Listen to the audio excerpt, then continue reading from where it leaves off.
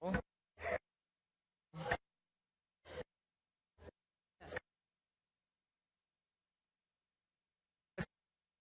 the chair presses, it's Oh, kind of right hand side. It does not make that tone. it stays on the right. So it just he Always presses. presses to the right of the symbol. If he presses on it or to the left, It's gonna get dinged. yeah. And if he needs to cut someone off, like let's say someone's speaking and he Yeah. needs to cut the mics, you'll still get that tone. Okay, because that's the cutoff left. Yeah. Just on the right. Okay.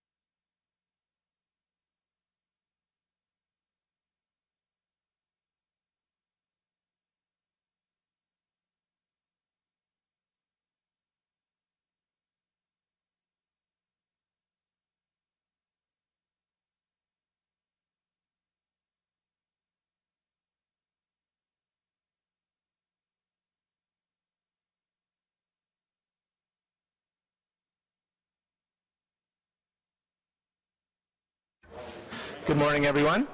I'd like to welcome to the Transportation Committee meeting of December the 2nd. We have quorum in the room, so we'll get started. We have received no regrets, no declarations of interest, and confirmation of minutes of the 4th of November 2015. Carried? Thank you. Communications as distributed. One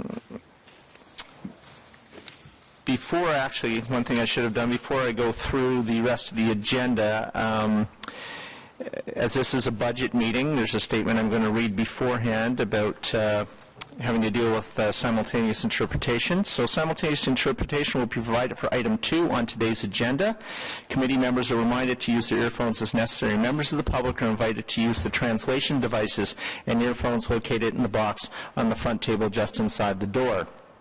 Un service d'interprétation simultanée sera offert pour l'acte de l'ordre du jour aujourd'hui. Nous rappelons aux membres du comité de porter leur écoute aux besoins, tandis que les membres du public sont invités à utiliser les appareils de traduction et les écouter se trouvant dans la boîte sur la table située près de la porte. So back to the agenda. First is the winter operations update, and there's no staff presentation on there. It's just for us to receive the report. Can we receive the report? Oh, sorry, we have a delegation, so we will hold it. I apologize for that. And number 2 is the Draft Operating and Capital Budget Transportation Committee. We both have a presentation as well as a number of delegations, following which we will go to the roadmap motion to be moved by Councillor Chernyshenko. And so we'll go back to item number 1 then. As I say, there is no presentation, but we do have a delegation. Is Mr. Thomas in the room? Yes. Would you like to come up, sir?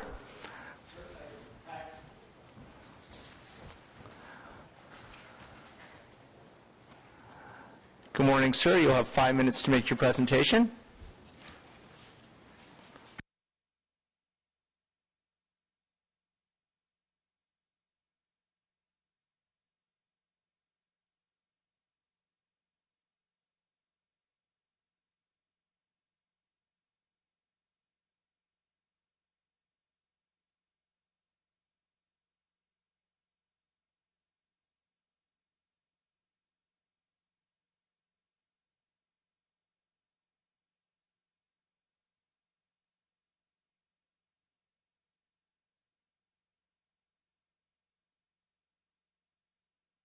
Questions, I go start talking. First of all, can you not hear me? No, it's fine now. You had to press the mic back after that. Well, thanks again, Mr. Chair, and for giving me the opportunity to speak to you. And I have some questions to start with for you to think about while I go through my few slides. Does Vision Zero apply to school kids? Do you think the walking bus idea works on winter conditions with streets that have no sidewalks? Do you think we should provide snow removal to create space for parked cars, but we don't provide snow removal to provide space on streets that have no sidewalks for kids to walk to school? I'd like to thank Rosemary, Kevin, Luke, and Matt for their help. I don't speak for any association. There are 2 involved, Valley Stream and the Leslie Park. I'm speaking as a grandfather. I'm going to be referring to pages 4 and 5 of the report, and it deals with maintenance quality standards for snow removal, which have been approved apparently by Council. Now, Matt, can I get the lights dim so people can see? I'm going to be talking about St. John the Apostle School, which you can see where the green arrow points to, and the streets that walkers have to take. All students that live closer than 1.6 kilometers have to walk to school.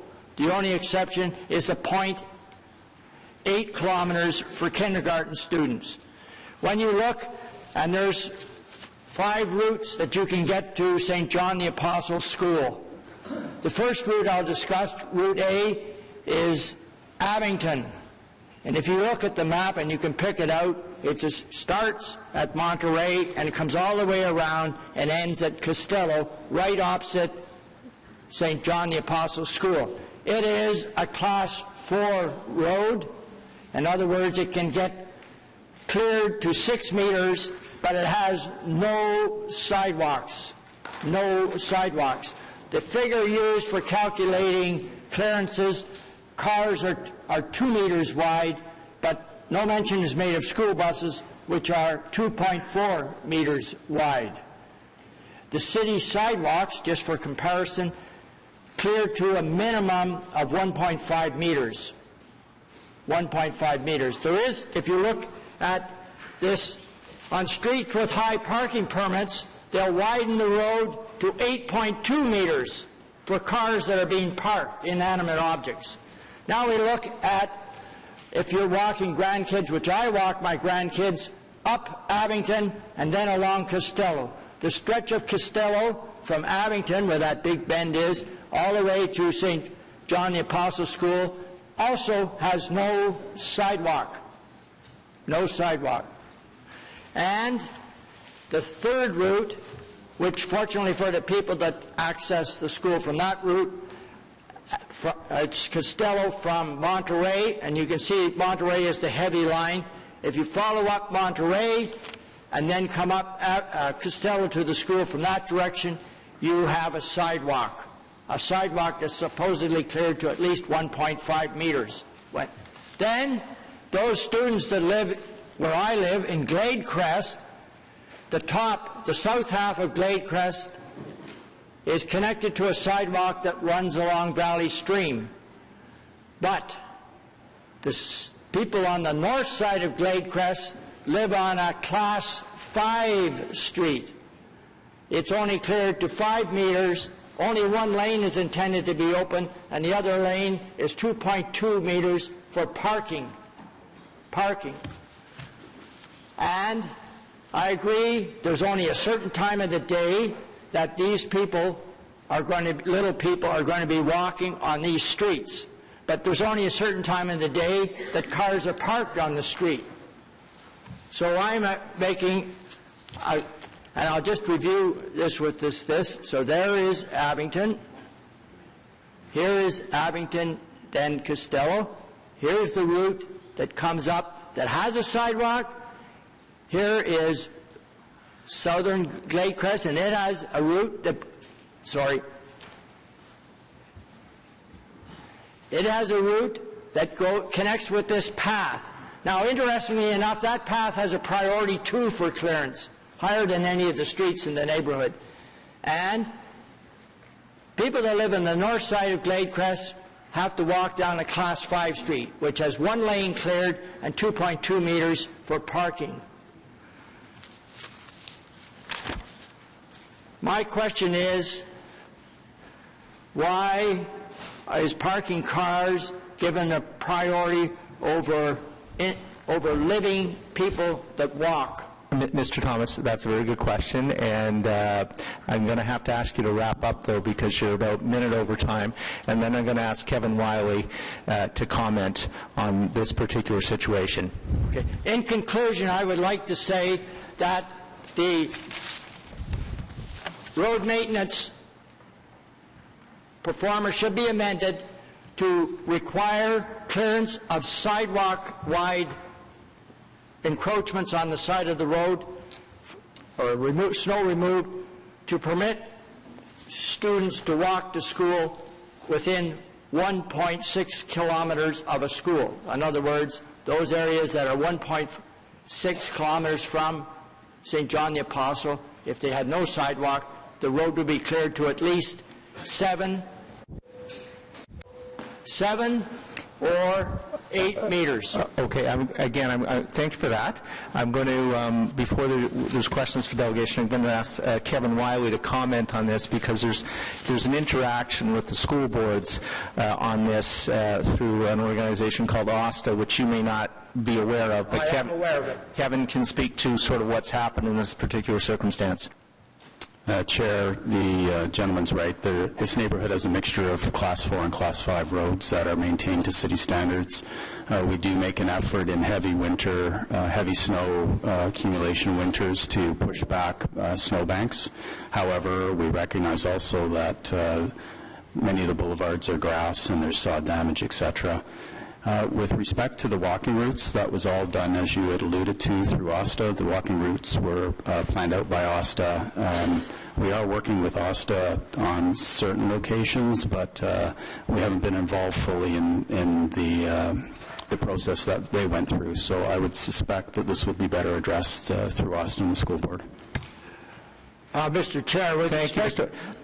Sorry, you don't get a chance to respond. That's not how the process works. But if any of the committee members have a question for the delegation, we can take those now. David. Thank you. It seems like you brought to our attention a very specific one. I imagine, I don't know if to your knowledge whether you interact with others, this is something that would occur in many other parts of the city with similar walking distances and roads of this type, where the challenge is that OSTA, for very good public policy and health reasons, is encouraging walking rather than busing over a short distance, but during that period of the year where there's snow accumulation, we have a challenge, a conflict. My sense is that this is something that's quite common in other parts of the city as well. I'm sure it's quite common. OSTA only has walking bus routes for 8 schools. There is no school in the area of my map that has been given any consideration for a walking bus route. I know personally that people going to Leslie Park School encounter the same difficulty walking along Costello and Abington, and it's isolated people in groups, small groups. Some of them are handicapped. I know there's one lady that I often see walking my grandson who has a disadvantaged person that they're helping get to school. So there is a range, but they're not all going for the same time. Kindergarten students start at different times than the rest of the school.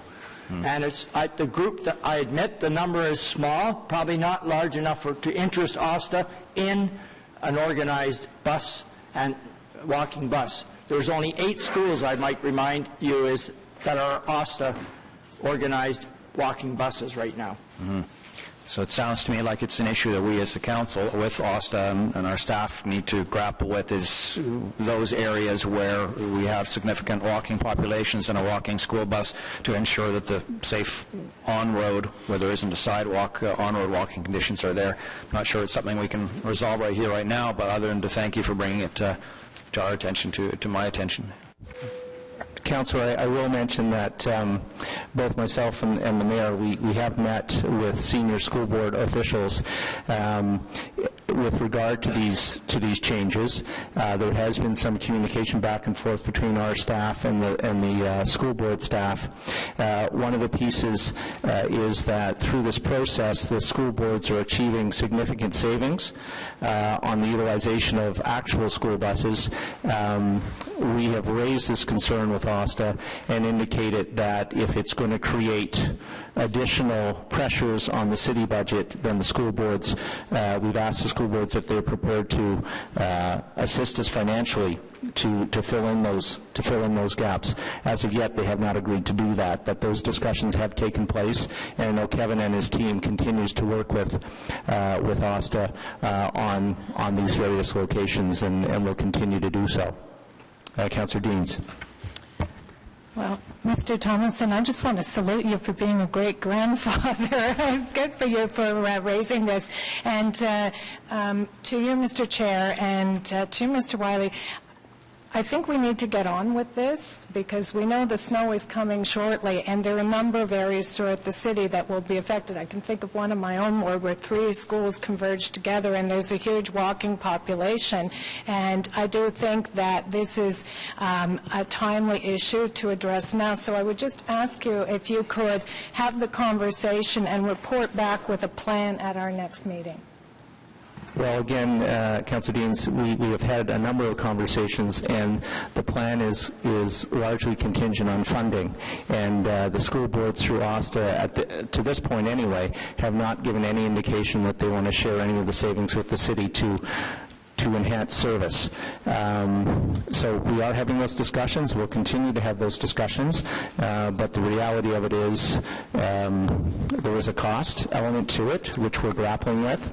And, we're doing our best under the circumstances. And I know Kevin's team, through Phil Landry, have been working on this for some time, trying to get all the information out of OSTA, first of all, so we know which areas are going to be impacted. That's been somewhat of a challenge. We now, I think, Kevin, perhaps you can comment, do we have all the information that we've requested at this point? Chair, I believe we have received some information that we've requested, but we're waiting for some follow-up information. So I think, what might be helpful, Councillor Deans, is if the committee would give me direction as chair to send a letter off to OSTA saying that this matter has been raised yet again, and we're looking for further cooperation from OSTA in resolving this issue. I would be happy to give that direction. I would just emphasize the safety issue for a lot of children in the communities and the urgency of coming to a resolution. Absolutely. Thank you for that. Councillor Fleury. Thank you, Mr. Chair. Thank you, Mr. Thompson. Is that correct? Thomas. Thomas, sorry. You're raising an issue that we've had for years at this committee. It's the discussion of schools that are on main streets. We struggle with speeds on main streets. And then schools that are in residential zones, we struggle to access those areas. So it's something that we're on. Committee members would recall that at the last meeting, I submitted an inquiry specifically to that. In my mind, we need to separate in the allocation, in the revision of classification, the sidewalks versus the roads, because if we do it just as one standards, we hit issues like this in terms of network connectivity. So I'll leave it at that. It's mainly to support that we do have challenges in the current classification. And Councillor Drews, I believe you had a question. Thank you, Mr. Chair. To you, I just want to thank you very much for raising this issue this morning. I assure you it's not only the area that you are. As a councillor, we receive constant emails, and we're working very hard with residents and OSTA to making sure we have safe walking to our kids to school. And I do agree with my councillor colleague Diane on is it maybe direction is going to go to staff or to us to talk to OSTA about this, because if you look at the rural area that we have a delegation came to Agricultural Affairs Committee and spoke, and the chair is here, he can speak on behalf of, we met with OSTA. In the rural area we have roads are built for buggies, and now we can pick kids, if you look at Metcalf, it's fair enough. You can plow it, and one plow, and you can't walk the kids to school. And now OSTA wants the parents to walk their kids through this road, and it's going to give hard time to the city. Public Works is going to be dealing with this issue all year round about cleaning the snow, and we don't have enough space, storage on the side of the roads to store those snow. So I think this issue should be addressed citywide, not just for a specific area. Thank you. No, and I think the direction covers that. The letter will speak to the situation throughout the city. The other thing that I could suggest, Mr. Thomas, is I believe that school is in Councillor Shirelli's ward. Yes. And you may, I don't know if you have or not, but you may want to reach out to him. Councillors tend to have a pretty good relationship with the school board trustees in their particular area, and he may be able to assist with this as well in a more direct fashion. So I would suggest that route to you as well, but we will follow up as a committee with OSTA. Thank you very much. Down. Are there any questions for staff? No, thank you. Are there any questions for, well, we've got Kevin up there. Are there any questions for staff arising out of the report? I do. Councillor Fleury. So thanks for the report, Kevin. And I know that year after year we talk about some of those pressures during the winter maintenance, and I can appreciate the need for us to be out there to do the work. But for me, I'm curious on the financial side. I know that you, through this briefing, you provide a fulsome response regarding the weekly kind of dashboard of numbers that can come in so that you can track accordingly.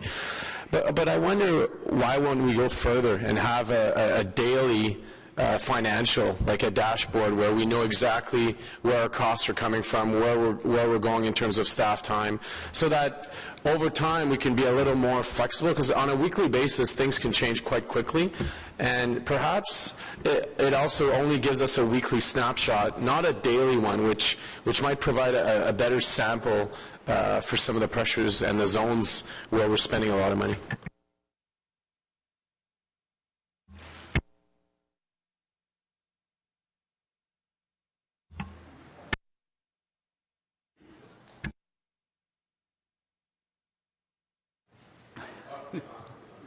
Is it on? I don't know.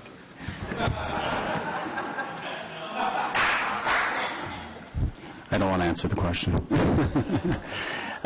Chair, we are providing daily reports for some aspects of our response. So, for instance, last night, we all know we had some freezing rain. There was some salters out there.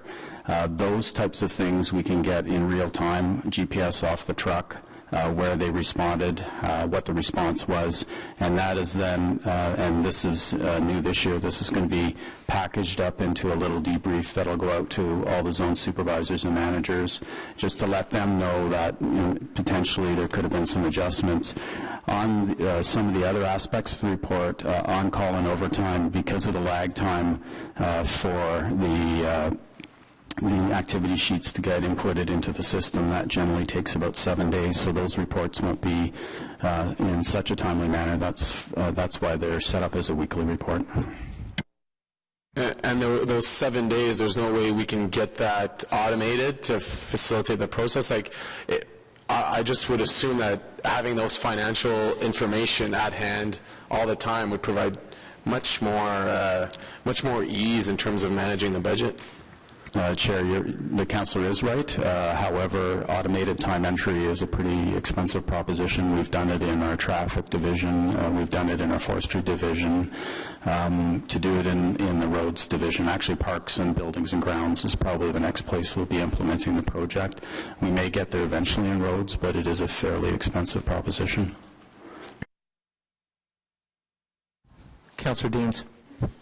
Thank you. I want to follow up on the snow removal target. I think it's $1.2 million efficiency for 2016, right? That's correct.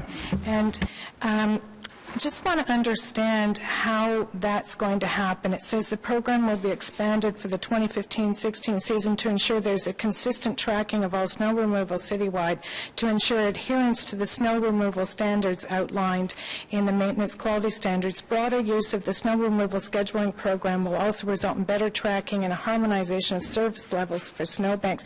I just want to understand which communities have a higher level now, so we'll see a reduction.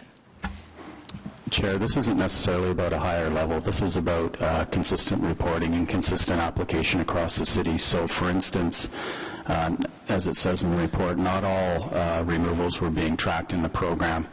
Once we get everything in the program, it'll happen prior to the removal. We'll be able to make sound management decisions on timing and response.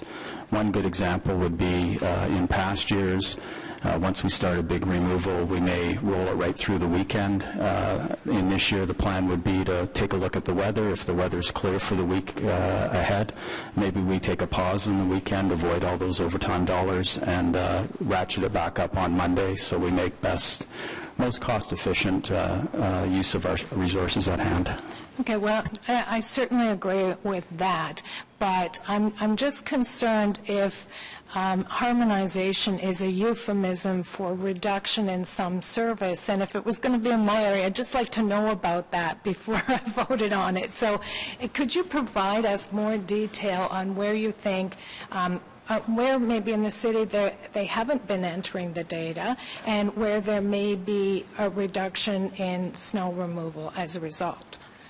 Chair, I think it's a combination of where we haven't removed and should have removed, and potentially have removed and maybe we could have waited on removing. So it's just, again, getting that consistent approach across the city to ensure we're adhering to City Council approved standards.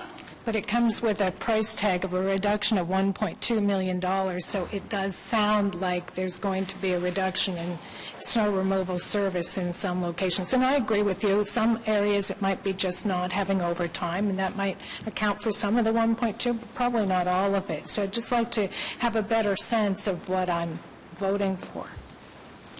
Chair, again, it's just a consistent approach across the city, so I don't know if there's any one area I could point out that we've been exceeding. It's just making sure that we're adhering, just like we do with all our operations in the winter. Can you tell us which areas of the city did not enter the data into this program?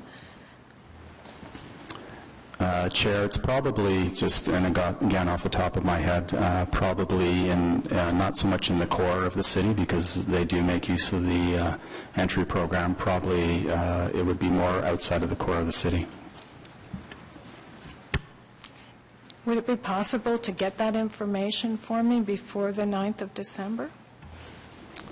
Chair, will attempt to get that information. Thank you.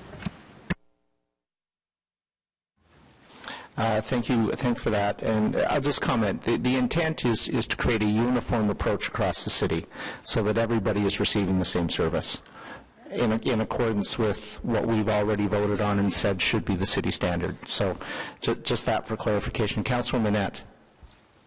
Thank you, Mr. Chair. I'm sure you're aware that all the councillors, one of the major complaints is snow removal on residential streets. As we look at this report, how will it impact the snow removal operations in local residential streets? You know, for my case, especially, and Councillor Blatt. And Councillor, could you speak a little closer to the mic? I'm having. Sorry. That's okay. Did you hear it, Kevin? Okay. Again, Chair, nothing we're doing this winter is changing the level of service that Council voted on and approved. So we're adhering to all the standards that are in our maintenance quality standards. Specific to residential streets, we'll be measuring according to standard, but of course, whenever there's sightline issues, as sometimes there are in the residential areas, we'll be taking care of those on an as-needed basis. So based on your comment, it will not change from what service we've had last year and the year before? Correct. It'll be a consistent service according to the quality standards. Okay. From reading in the report, I understand also that snowbanks are going to be cut back on residential streets throughout the city. Will this standard be applied to urban, suburban in the same way? Chair, where we have an opportunity to cast snow, that's where we'll cast snow, and that's generally outside of the core again, where there's very little opportunity for snow storage. So when you get into some of the more suburban neighborhoods, it's a lot cheaper to cast our snow, and that's what we'll do. Okay.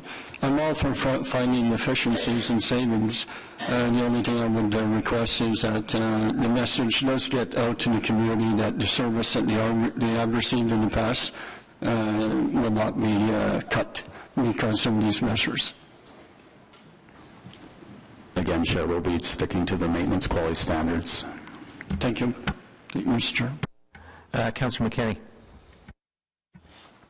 Thank you, Chair. I just have a question about the quality standards and maintaining them for this year, and understanding that we're looking at harmonizing them across the city, but what that impact will be on pedestrians and cyclists, what we do right now in terms of removal on our sidewalks. Will any of that change? I'm not asking if you'll just stick to the standard, but will we see more clearing on the sidewalks, perhaps? Chair, for the sidewalks, we'll be sticking to the standard, so I don't anticipate any change on the sidewalks. The winter cycling network, as you are all aware, will be receiving an enhanced level of service. In some areas, that'll be casting snow back. In some areas, that'll be additional removals.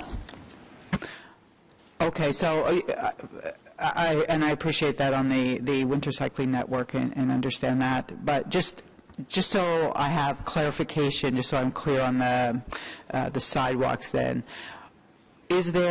have we been using different standards across the city, and will they be harmonized, or will we just be moving forward with the same service that we've always had on the sidewalks?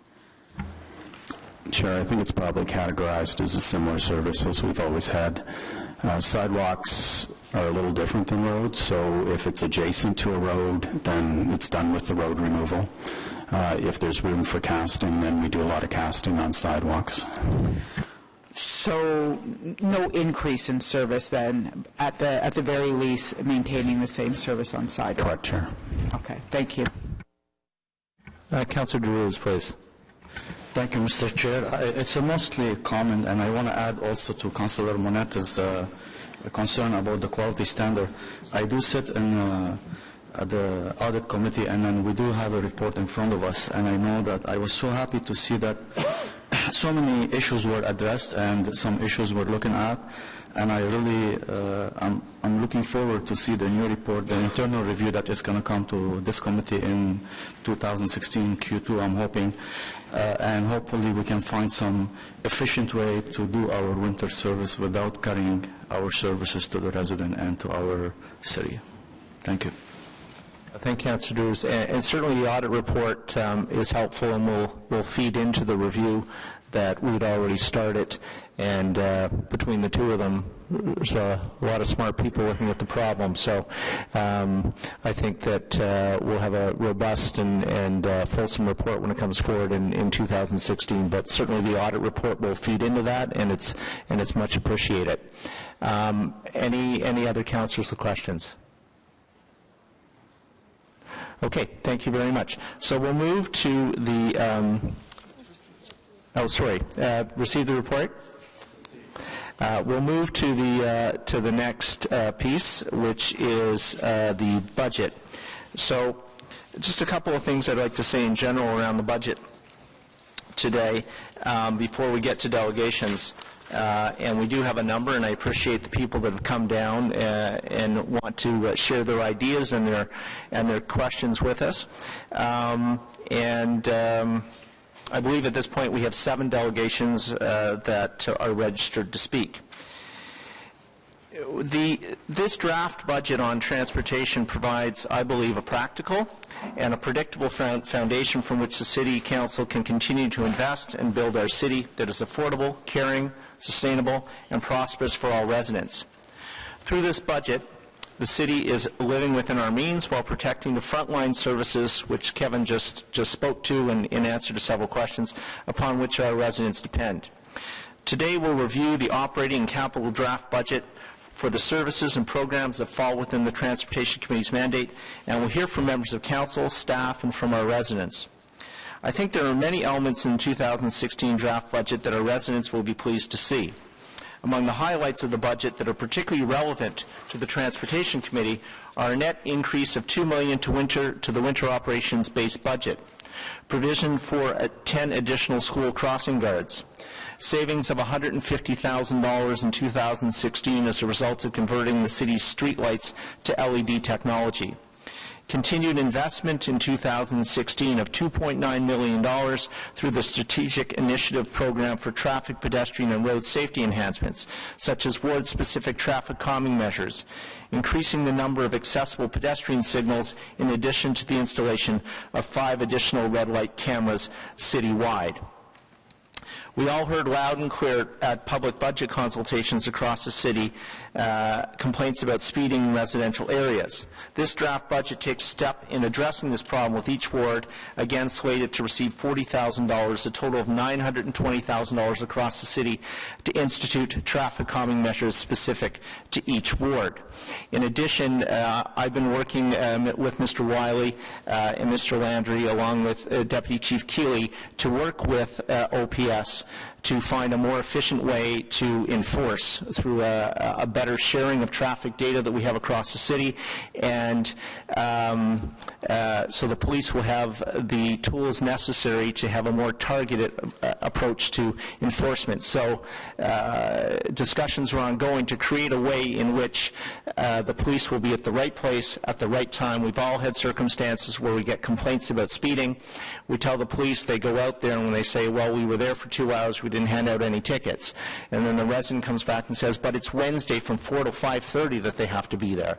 So the goal of these discussions is to come up with a format and a process where there's better cooperations between the two sides and bringing together more of that data and information so that we can enforce in a more sustainable way, and all within existing departmental budgets.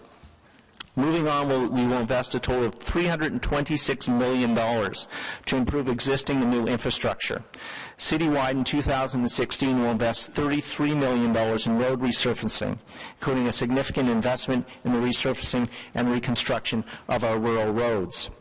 Beyond this, we will have $65 million in integrated roadwork projects, which tie together our road, sewer, and water main renewal works. I'm very proud to say that our total annual road renewal investment is increasing year over year in line with the Council's comprehensive asset management strategy. On the growth front, it is important to note that construction continues on major road infrastructure projects, including portions of Greenbank Road, Trim Road, and the Alta Vista Transportation Corridor. On the cycling front, we will be investing approximately $7.2 million in cycling facilities in 2016, including new pathways and paved road shoulders in the urban, suburban, and rural areas. This provides all of the funding required to implement the Ottawa Cycling Plan projects for the year, as well as the funding required for the Community Connections Strategic Initiative. On the operations side, we will invest $200,000 to maintain a 40-kilometer winter cycling network beginning in 2016. When you think that in 2010, only 6 short years ago, total cycling funding was $1.4 million, we've increased the total annual funding almost sevenfold.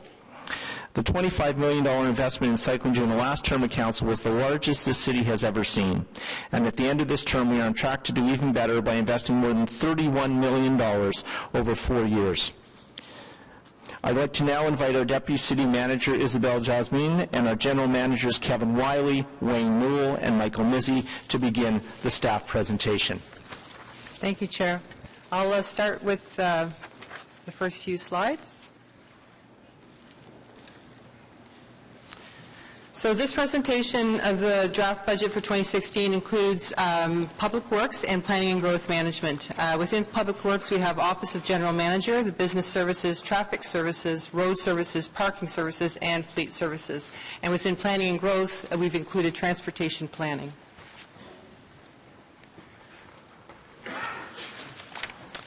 So this provides an overview of the operating budget for 2016. The total expenditures are $176 million. That's an increase of approximately 3% from the previous year. Salaries make up about 38% of these expenditures. So this is an area that is heavy on materials and contracts and other services. Salaries play a small percentage in terms of the overall expenditures. The expenditures are shown net of recoveries and allocations. The revenue for 2016 is $18.8 million, which is even with the previous year. So there is no significant increase, and it's primarily from fees and services, primarily in the parking services area. So parking services is a cost recovery, and you see the expenditures and the revenues match. In terms of overall FTE changes, there's 2.32 FTE reduction, and that's in Public Works for contracting out ironworks.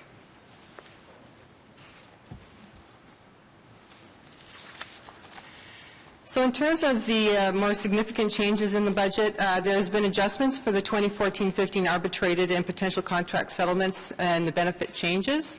We've also included increases resulting from inflation on energy, fleet cost, and goods and services contracts. The expenditure shortfall adjustment comes from insurance claims. We've added $915,000 for that, and for winter operations, we've added $4.5 million. In terms of realignment of parking lot and parking lot maintenance to parking services, that's added $1.3 million, and we're transferring from Parks and Rec for the Ben Franklin and Mary Pitt buildings, and then also transit for the park and ride maintenance of the parking lots. The winter operations review efficiency is also included in here, and that's the $2.5 million operating efficiency. And then there's another additional department-specific and discretionary spending operating efficiencies of $1.6 million.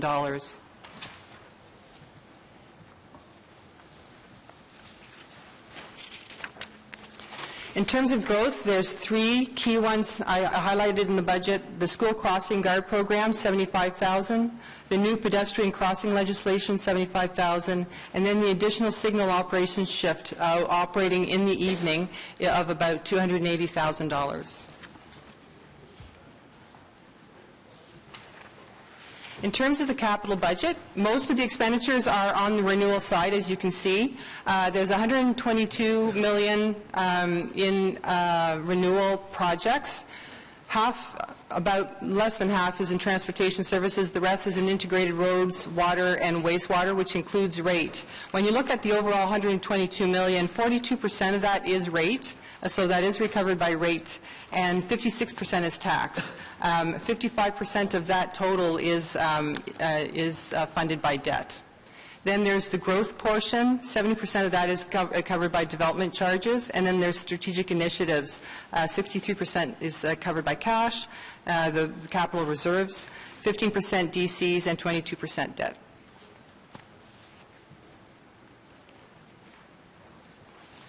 So this chart provides an overview of the total capital expenditures and summarizes what I spoke about in the previous slide. So overall, money coming from capital reserves is 38.5%, and debt is 76.5%. 17% is coming from development charges, and a very small portion is coming from gas tax.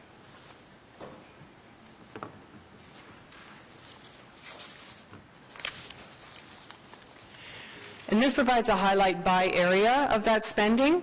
You'll see that in the renewal area, a large part of it comes from transportation infrastructure services, $44 million, and then in growth, the most significant spending is in the planning and growth area. And strategic initiatives also in the planning and growth area. So the two key areas of capital spending are in transportation infrastructure services and planning and growth.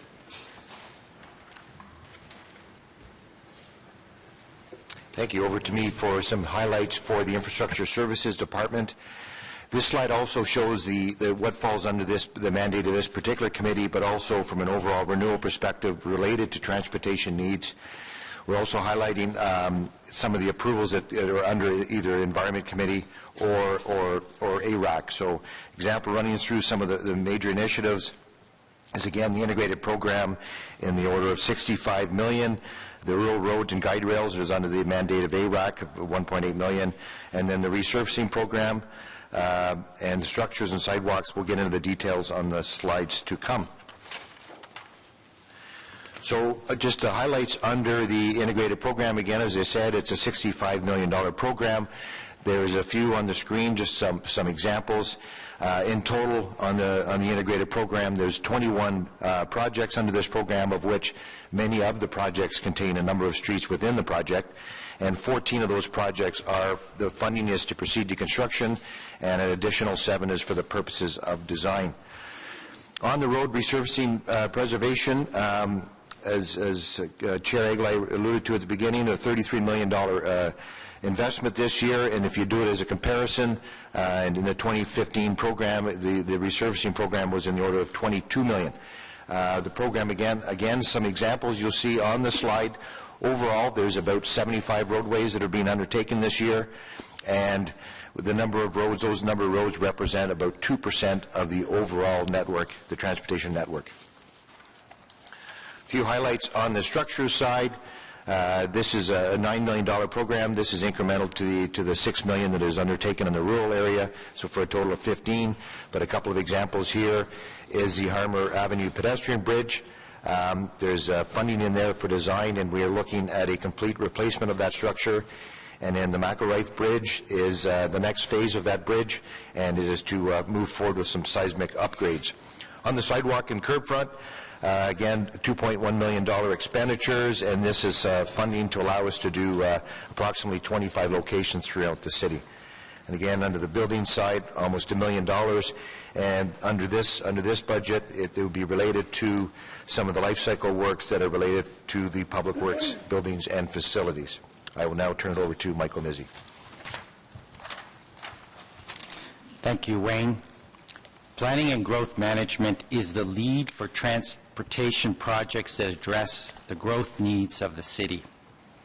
Our work plan spans active transportation, as you see here on this slide, with the walking and cycling programs, and transit infrastructure, such as park and rides, and funding to acquire strategic property parcels for transit corridor protection.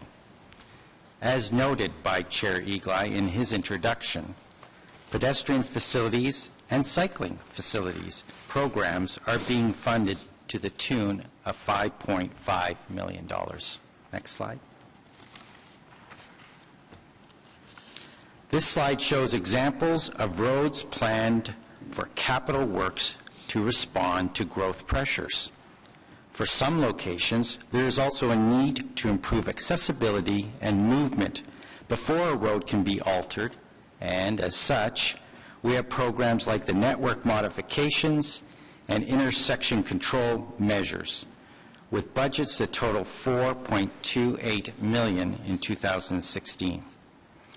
For the next slide, I will pass the microphone to Kevin Wiley, GM of Public Works Services. Thank you, Michael. Some capital highlights from Public Works.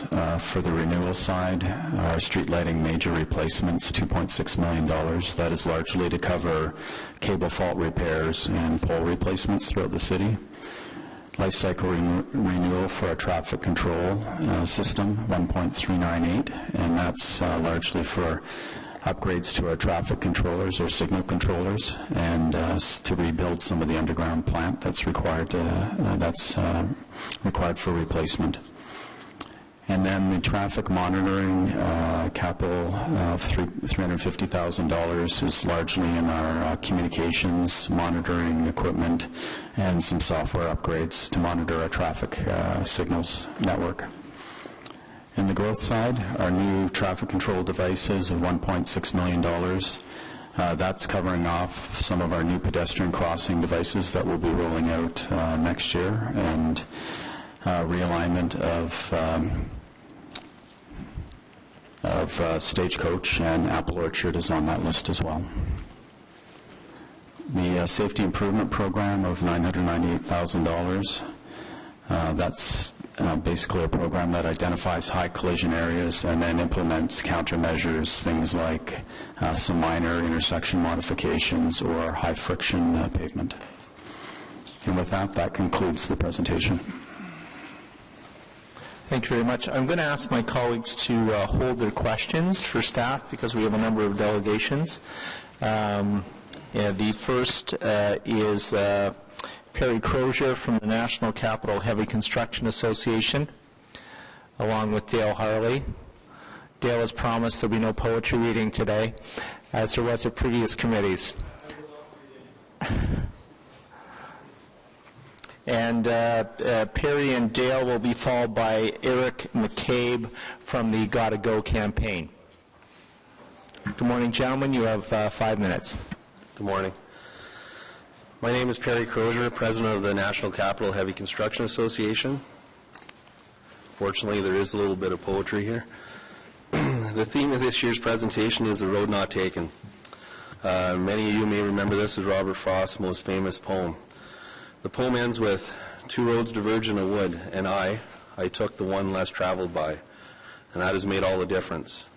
The parallel that I'm attempting to make is that we hope that this council does not regret making the wrong choice when it comes to investing in needed road repairs.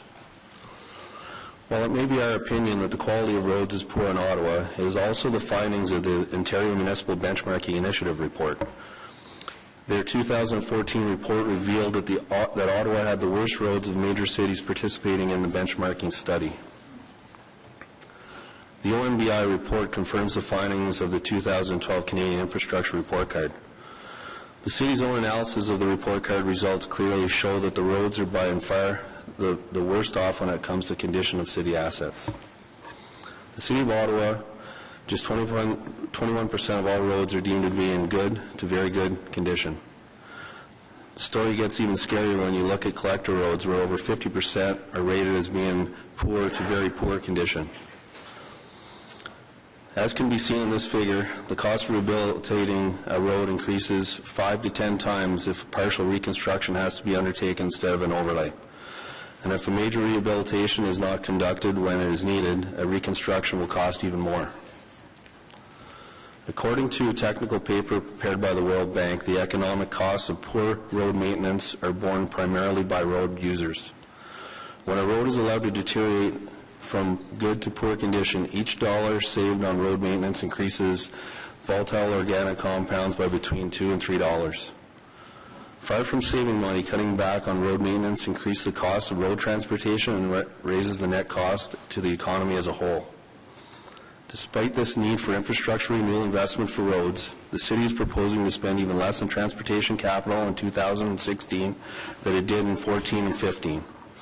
When comparing capital expenditures on roads, it is also important to note that a dollar spent today gets you a lot less than what a dollar got you in the past. Today, your road capital dollars also have to pay for species at risk, permits to take and discharge water, accessibility issues, inflation, and etc. And while the 2016 draft budget may be forecasting increased transportation capital spending in future years, we are somewhat skeptical. The City of Ottawa has failed to meet its next year forecast for transportation capital investment for the past 2 years. In the 2015 budget, the city forecasted that it would invest $195 million in 2016. In reality, it now proposes to invest $21 million less than it is forecasted to spend in 2015. In 2016 draft budget, the city proposed to spend $53 million less in the transportation capital budget than it actually invested in 2014.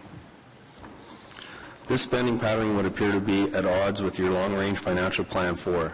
This plan identifies a need to increase the tax-supported funding for renewal of city assets to a level of $165 million per year to maintain a state of good repair versus an average historical expenditure of only approximately $80 million per year. At least with respect to roads, this spending gap appears to be widening instead of closing. As was noted in Robert Frost's most famous poem, it would appear that you are choosing the wrong road.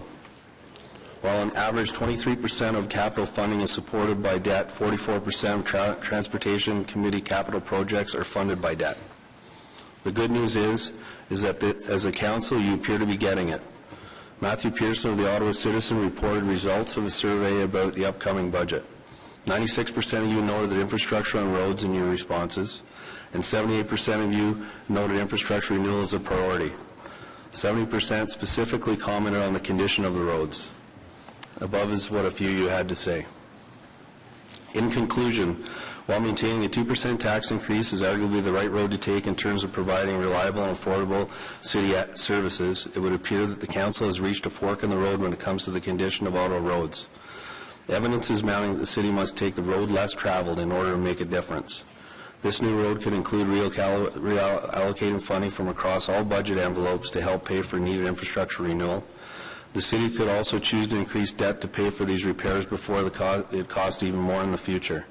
This would be consistent with what the city has already been doing. Investing more this year would also send a strong message to your provincial and federal partners that the city is prepared to step up to the plate on infrastructure project funding. Thank you very much. Thank you. With 4 seconds to spare. And Dale didn't recite poetry, so technically that was good. I think Councillor Blais had some questions for the delegation. Thank you very much. I appreciate your continued persistence on asking us to raise taxes to invest in infrastructure. My question is, when I knock on doors and I speak to residents, those who are often the most opposed to tax increases are very often those that work in your industry. And so I'm wondering if you communicate your desire for us to increase taxes to your employees through your membership. Thank you, Councillor, for that. Actually, our presentations that we make to committee are shared with all of our members. But your members are the owners of the corporations. I'm wondering about the employees of those corporations who actually go out and do the work.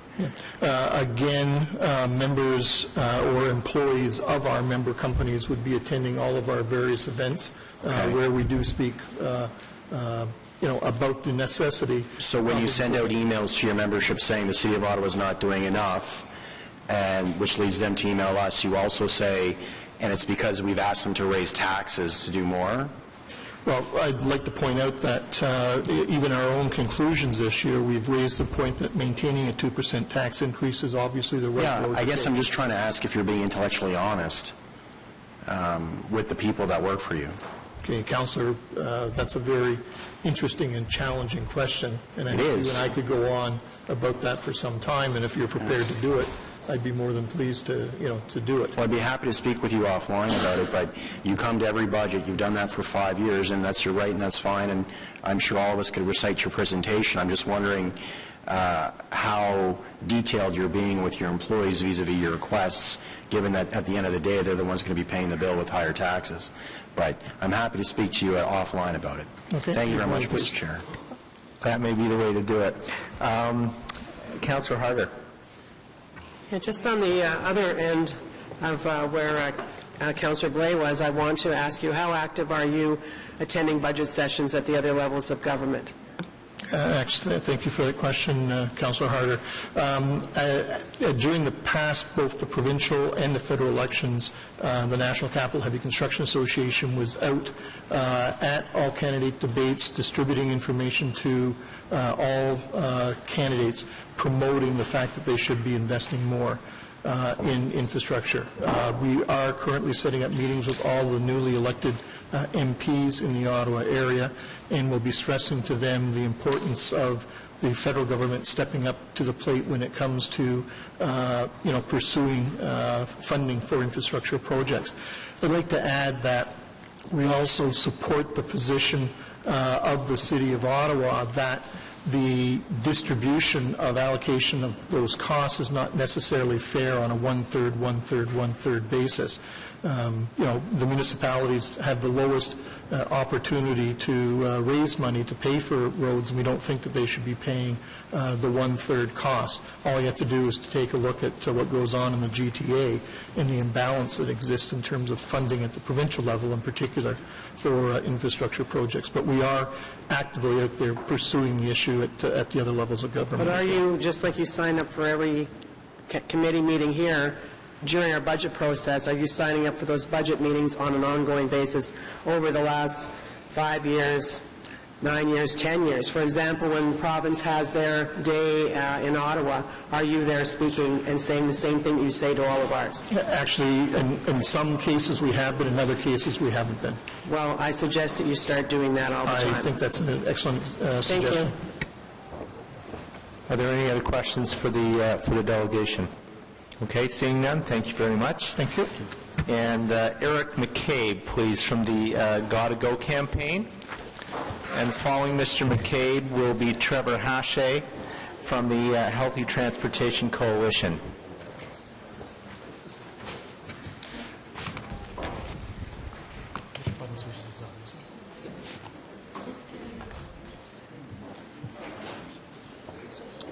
Morning, Mr. McCabe. Good morning. You have 5 minutes. Thank you. Thank you. Good morning, all. I'm Eric McCabe, presenting on behalf of the Gotta Go campaign. We'd like to extend sincere thanks to this council for the consideration given to our request for accessible public toilets at major transit hubs in the development plans for the Western Transitway and other rapid transit systems. The Gotta Go campaign endorses the statement in the City of Ottawa's staff report that there will be public washrooms at 7 stations in the city rapid transit network. and they're listed down there. We have two requests and an offer today: that the above statement be revised to include public washrooms at the Eagleson and Trim Road Park and Ride lots and at the Greenboro station, and that the Transportation Committee establish a policy requiring accessible, open, safe, easy-to-find public toilets at major transit interchanges, having regard to customer safety, convenience, and comfort, and to the Accessibility for Ontarians with Disabilities Act.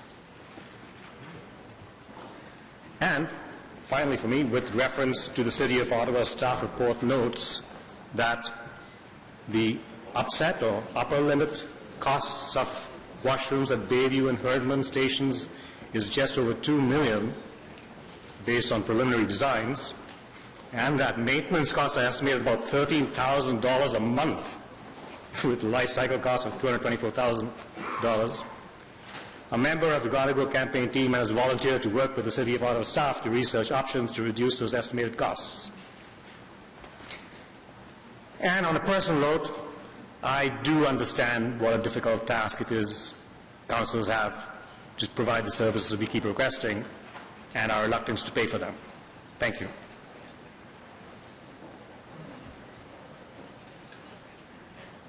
Thank you very much, sir. Are there any questions for the delegation? Seeing, Councillor Deans. So I just want to understand the position of Gotta Go. Is it that you're opposed to the pay possibility or not? To the pay to pee? No. No, we would prefer not, but if that was the only mechanism that was feasible, then I'd say go for it. Okay. Now, I may not be representing all the members of the Godigo Core Committee on that particular point, but I certainly believe it would be better to get the facilities and pay for them on a per-use basis than not to have them at all. And I voted against that yesterday. I just need more information. For one, I don't know enough about paid toilets. I don't think I've seen one since I was a child. But do they have paid urinals, or is it just women that are going to pay? Well, I'm familiar with cities like London, England, for example, and there I didn't pay. Since I've lived in Canada most of my life, there haven't been facilities, pay or no pay, until very recently in Edmonton, where one was built in the old Strathmore district, White Avenue and 104th, which is free for public use. In Canada, it just doesn't seem to be a facility provided for the public. It seems like a basic necessity to me, and I guess... Hey, Councillor, we're going a bit far from what our budget intentions are. This was dealt with at FEDCO, so I think I'm going to cut it off. Would you allow a question to staff about that $2 million? Because it does seem like a big number. Well, I think those questions were asked at FEDCO. It's part of the FEDCO. Being asked at FEDCO. It was part of the FEDCO discussion, so. Fine. Councillor Boy. Thank you very much. Keeping in mind that, this is not really our bailiwick. 100% agree, and as a result, I'm not going to say anything. Okay. Thank you. Are there any other questions for the delegation? Okay, seeing none, thank you very much. And Trevor Hache is next for the Healthy Transportation Coalition, followed by Mr. Jeff Stiles, who is here on his own behalf.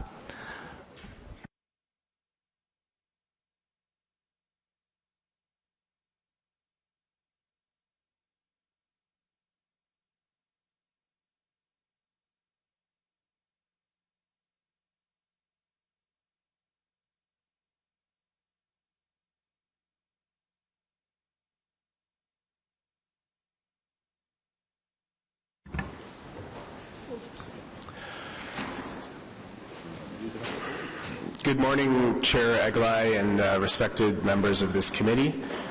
Thanks for allowing us the opportunity to present a bit of information about what we would like to see prioritized in this budget. First, a little bit about the Healthy Transportation Coalition. The coalition now has more than 100 individual members and 25 organizational members. You'll see that the organizational members are quite diverse. They represent, in some cases, hospitals, in other cases, environmental groups, cycling groups, walking groups, community health and resource centers across the city, the Council on Aging of Ottawa, Seniors Transportation Committee, the Graduate Students Association at the University of Ottawa, and a variety of other organizations that are doing great work throughout the city to try to help Ottawa actually achieve some of its goals related to the Transportation Master Plan. Our budget requests were sent in a letter to the mayor and all city councillors at the end of October, and we asked that the city do the following: that it spend, as part of budget 2016, a minimum of $3.5 million for the pedestrian facilities program. I don't see that commitment in this budget that's before you today. We ask that you spend a minimum of $20 million a year to build more cycling-specific infrastructure, with a priority placed on improving the connectivity of the cycling network citywide.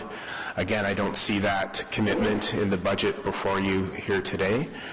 And finally, we ask that the city study the feasibility and potential effectiveness of user fees for roads. We heard from the construction folks earlier that the city is not taking care of the close to 6,000 kilometers of roads that it currently has under its responsibility. One way that it could perhaps pay for that upkeep, and it's important to note that the cost of repairing roads increases exponentially as you fail to repair them as those repairs are needed. So this is a way that those repairs could be paid for, is by actually charging user fees for the use of the roads. And in the letter that we wrote to you, we stated that road pricing could generate new revenue for the city, and that new revenue could be used to invest in more pedestrian and cycling infrastructure, for example. So we've asked you to spend more money, and these are our suggestions on how you would pay for these improvements, as you've often asked the public to come to you with these good ideas. So it's important to note that the Ontario Minister of Transportation, Stephen Del Luca, has said that the province was willing to work with any municipality that wants to add tolls to existing roads under their jurisdiction. I think that's an important positive development that the City of Ottawa should explore at a minimum. We would encourage you to increase parking fees at city-owned lots and for on-street parking, and we'd also request that you cancel plans to widen roads. So the Airport Parkway is projected to cost $86 million. If you were to cancel that, that would be a huge savings that could be redirected elsewhere. Also, the Hope Side Road is going to cause quite a bit of damage to what has been recognized as a core natural area of the Greenbelt, that is Stony Swamp, and canceling that would save tens of millions of dollars. So in conclusion, we ask that you raise parking fees, that you study, as a first step, a user pay approach to roads, which would help the Environment Committee achieve its goals related to reducing greenhouse gas emissions. And in this time of climate change and climate chaos, we really need to be paying a lot of attention to that issue and what we can do to do a better job within the transportation sector to reduce air pollution. You'd be able to fund a variety of things if you were to cancel the road widening projects, such as more and better bike lanes, more and better pedestrian infrastructure, and a world-class public transportation system that would extend all the way out to Canada in the next 10 years, which would be great, since the current plan does not include that. So there's a lot of research that shows that the benefits of sustainable transportation far outweigh the costs, and their implementation leads to more people walking, biking, and riding public transit. These investments would help Ottawa achieve its goal of reducing the % of trips made by car. I'll note finally that the Transportation Master Plan draft that was tabled in January 2013 included a commitment to study user pay approach for roads. It's just a study, that's all we're asking for. Look into it. And unfortunately, that commitment was removed from the final version that was approved in November 2013. So it's not that there aren't competent people at City Hall who could conduct that study. It wouldn't cost a dime, so we would urge this committee to voice its support for that. Mr. Hathaway, I have to ask you to wrap up, please. I'm done.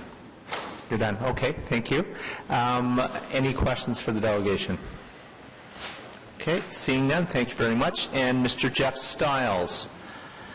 Following Mr. Stiles is Chris Osler from the Sandy Hill Community Health Center.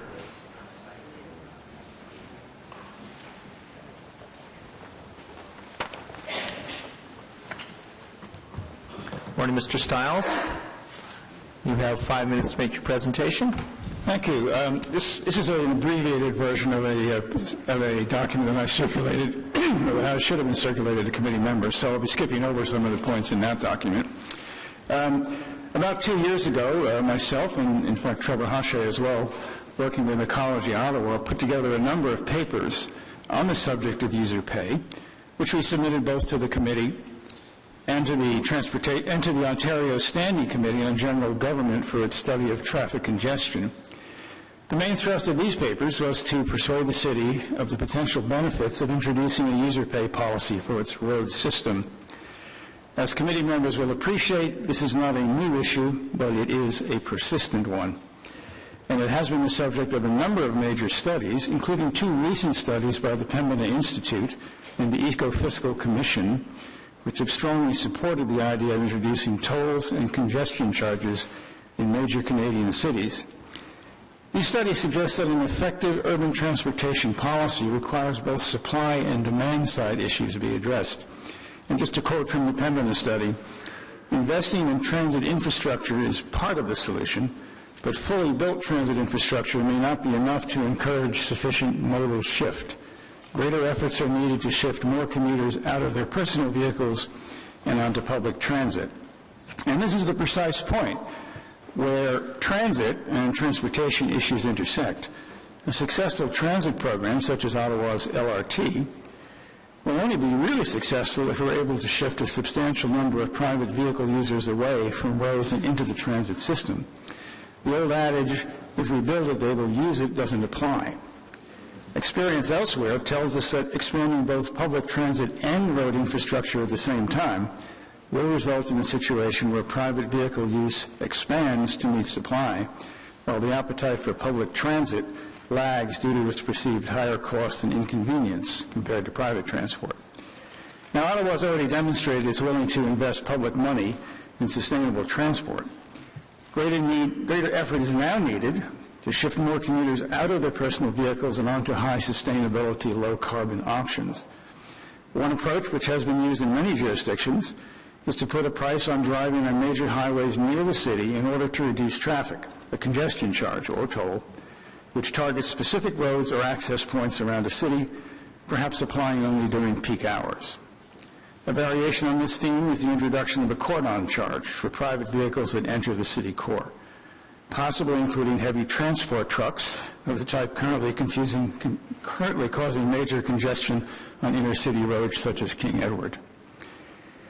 These options have been tried successfully in many cities, including some Canadian and American cities, but they're really still at the very starting point. I understand that it's politically difficult to impose these kinds of charges because they're invariably seen as punitive by vehicle users, an additional tax added to an already considerable tax burden. That is why cities such as Stockholm opted to introduce such charges on a pilot basis first in order to demonstrate their effectiveness before imposing them on a full scale. So I think, and I'm skipping around on my original thing because I know the time is limited. There are some suggestions from the Eco-Fiscal Commission suggesting that they propose a pilot project to convert high-occupancy vehicle lanes, such as already exist on the 417 in parts, to high-occupancy toll lanes. I actually advocated this in the papers we prepared for Ecology Ottawa a few years ago, but I've changed my mind. I believe that's an inappropriate option for Ottawa because it defeats the principle of high occupancy vehicle lanes, which is to encourage ride sharing. Nevertheless, a pilot implementation of some kind needs to be considered. And my colleague Trevor just mentioned that the Minister of Transportation has said the province is willing to work with any municipality that wants to add tolls to existing roads under their jurisdiction. So we request that Ottawa get in touch with the Minister to start this conversation. If there is not yet enough support around the Council table for moving in that direction, at a minimum we request that the Transportation Committee ask staff to resurrect the idea, which Trevor also mentioned, of a study of user fee options, report back the pros and cons before the end of 2016, and include suggestions for pilot projects which could be cost shared with the province. As a final note, in doing this, it's very important to educate consumers, who are also voters, to think of this not as a tax on the right to use your car for commuting, but rather as a means to reduce travel time and at the same time generate revenue to maintain roads and ideally to pay for more sustainable transport options. Thanks for letting me make this presentation. Thank you for coming down. Are there any questions for the delegation? Okay. Seeing none, I'd now like to call Mr. Chris Osler from Sandy Hill Community Health Center, who will be followed by Nancy Biggs from the Environmental Stewardship Advisory Committee. Morning, Mr. Osler. And you have 5 minutes to present. Morning. Thanks very much. Thanks for the opportunity to address the members of the committee this morning. I'm Chris Osler. I'm a project coordinator and a community developer at the Sandy Hill Community Health Center. A little bit of background about Sandy Hill. As you may know, Sandy Hill has been actively supporting active transportation efforts in Sandy Hill and Old Ottawa East, as well as participating in the respective neighborhood community design plans and Main Street reconstruction processes. We use a fleet of adult and children's training bicycles to support school bike rodeos, community bike events, and we have advocated for better cycling routes and safer infrastructure such as the Laurier bike lanes, complete streets, and appropriate budget allocations for pedestrian and cycling infrastructure. 8 years ago, the health center partnered with Viscount Alexander's School and Green Communities Canada to support a walking school bus program, one of the first programs of this kind in the city that other schools continue to use as a model. With an increasing interest in the scientific research connections between the built environment and its impact on health, Sandy Hill Community Health Center coordinated 12 partner organizations to host a film screening of the urban planning documentary, The Human Scale, with a panel discussion back in January. And several transportation committee councillors participated in this event, and we greatly appreciated your fantastic support. Sandy Hill Community Health Center is an active organizational member of the Healthy Transportation Coalition and have recently joined the Ottawa Schools Active Transportation Network. So on behalf of the Sandy Hill Community Health Center, I'm here today to urge the committee to increase the proportion of the transportation budget that would support active transportation and affordable transit. And I recognize that tomorrow's Transit Commission, many stakeholders will be voicing their support for a low-income transit pass, but today I'll focus just the words on active transportation.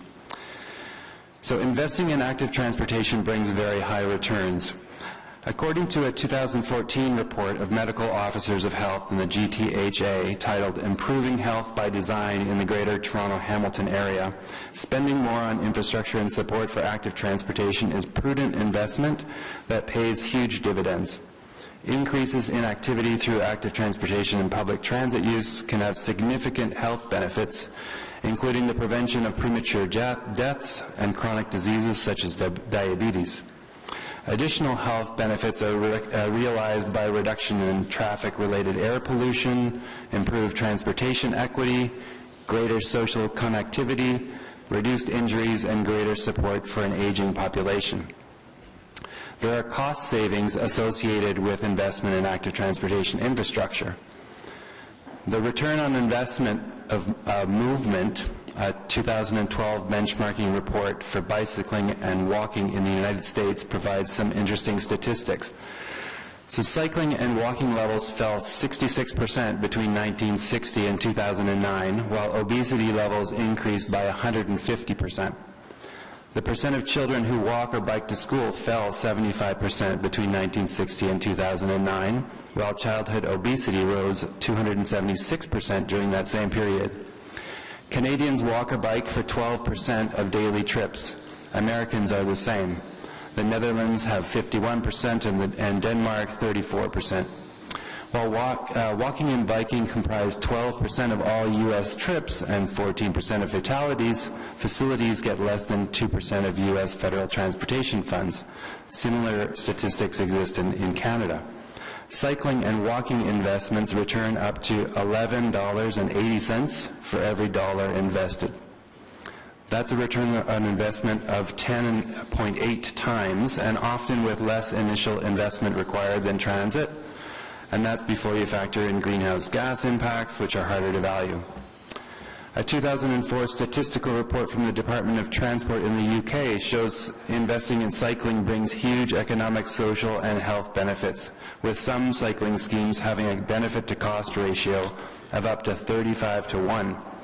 The new funded cycling schemes in the UK have benefit-to-cost ratios of 5.5-1. The Department of Transport said. This means for every pound of public money spent, the funded schemes provide 5.5 pounds worth of social benefit. And people want to cycle and to walk. Walking is the easiest and most affordable form of transportation. According to a national survey on active transportation conducted by Environics, there is a very high degree of willingness to walk or ride a bike instead of drive. In fact, 82% of Canadians are willing to walk more and 66% are willing to cycle more, given appropriate facilities. So in terms of budget 2016 recommendations, we would like to ensure that the budget 2016 includes core funding for pedestrian and cycling infrastructure improvements. The strategic initiatives funding carried some of the active transportation line items last year, but we believe that active transportation should be treated as essential and as such as core funded transportation costs in 2016 and future budgets. We support the Healthy Transportation Coalition recommendations to the City, which have been presented earlier, and we encourage the Transportation Committee to consider them. In closing, we support a city that strives to be efficient. However, if efficient means a reduction of services that unfairly impact marginalized populations and residents living on low incomes, then we, along with our fellow community health and resource centers, would support an increase of 1% above the 2% tax target. We applaud the city for its progress. Please wrap up. You're now a minute over time. On supporting active transportation projects and the recent support of the Complete Street Implementation Framework. It's very exciting. Thank you to the Transportation Committee members for your efforts to increase and improve active and safe transportation in Ottawa. Thank you. Mayor Watson, you have some questions? Just I didn't hear a number. How much more do you want us to spend? So I was just skipped over that section because it was mentioned already by the delegation from the Healthy Transportation Coalition, but we do support their requests to spend $3.5 million on the pedestrian facilities program in 2016, to spend $20 million a year on cycling, which matches the overall transportation budget to the percent of people currently riding their bikes, to create a protected bicycle lane network and connectivity through the city, and to commit to studying the user pay possibilities for roads. So $23.5 million new dollars. Is that correct? That's correct. So that's 1%, Madam Treasurer, increase gives us how many millions? 12? 14. 14. So you want us to spend $23 million. You also want us to increase taxes by $1 million, so there's a shortfall of about $9 million. Where do you suggest that comes from? That's a good question, and I can't give you an answer to that. I'm not suggesting that the 1%, yes, the 1% increase, I'm not suggesting that would only go to active transportation infrastructure as well. So the gap would be even bigger then? That's right. Do you have any suggestions to save money? Well, pay for some of these? In the budget as it is, I understand that the total for expenditures for cycling and pedestrian infrastructure is 5.5 million. Is that correct? I think it's 24 million over the term of council, or 28 million, which is the largest amount in the history of Ottawa. For 2016, I understand that I heard earlier it was 5.5 million. Is that correct? But I guess my point is that you're suggesting we raise taxes another 1%, which is not even going to cover a fraction of what you're asking we spend more on. And then your community health resource centers came and asked for more money on top of that. So where do you think it's a reasonable level of taxation? You're asking 1%, which by your own admission will not, you don't want it all for your project. You want it for other groups, and I'm sure other groups would appreciate that. So do you have, you run a budget at your community health center from time to time because of less revenue or increased costs. You have to make some difficult decisions. You have to reduce your budget. So I'm assuming your budget's been reduced over the years by various amounts because of various circumstances. So we're asking members of the public who want us to spend a lot more money, how can we save some money? So do you have any ideas that we could save money as well to help pay for some of the costs that you want us to incur? Yes, and I guess the point of the bulk of my presentation was to take a longer-term approach in terms of what the cost-to-benefit ratios would be, and in terms of some of the savings over time of investing in active transportation infrastructure. I do believe that those numbers exist to pay off over time.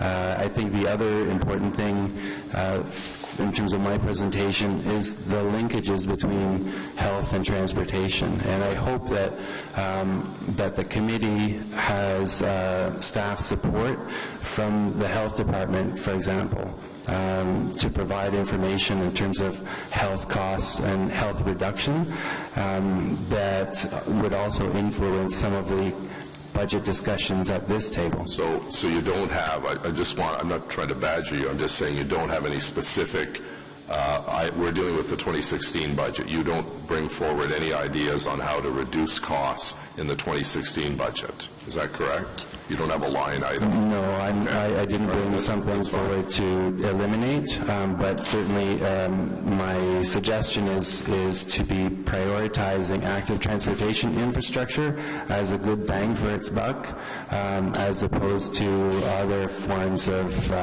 road building, for example. Yeah, and I'm very proud of the fact that 100% of the gas tax revenue that we collect from motorists goes to transit. 100% of the capital costs of transit come from the taxpayers, and we're spending a record amount of money on cycling initiatives last term of council, and we're spending even more this term of council, which I think is a positive step. So I appreciate your input. Thank you. Thank you, Mr. Mayor. Councillor Blais. Thank you very much. And so just to confirm, vis-a-vis the gap in funding, your group would also support road tolls or congestion taxes or some kind of user fee like that? No, we are not in support of that, but we are very much in support of a study of user pay systems and how they may be applied in Ottawa. Yes. And would you agree that such a study should include user pay for cycling? Well, if we're going to do a comprehensive user pay analysis, I'm open to that. Yeah. Wonderful. Thank you very much. Thank you, Councillor Blais. Any other questions for the delegation? Okay. Thank you very much. Nancy Biggs from the Environmental Stewardship Advisory Committee, followed by Maria Basualdo from OPERG.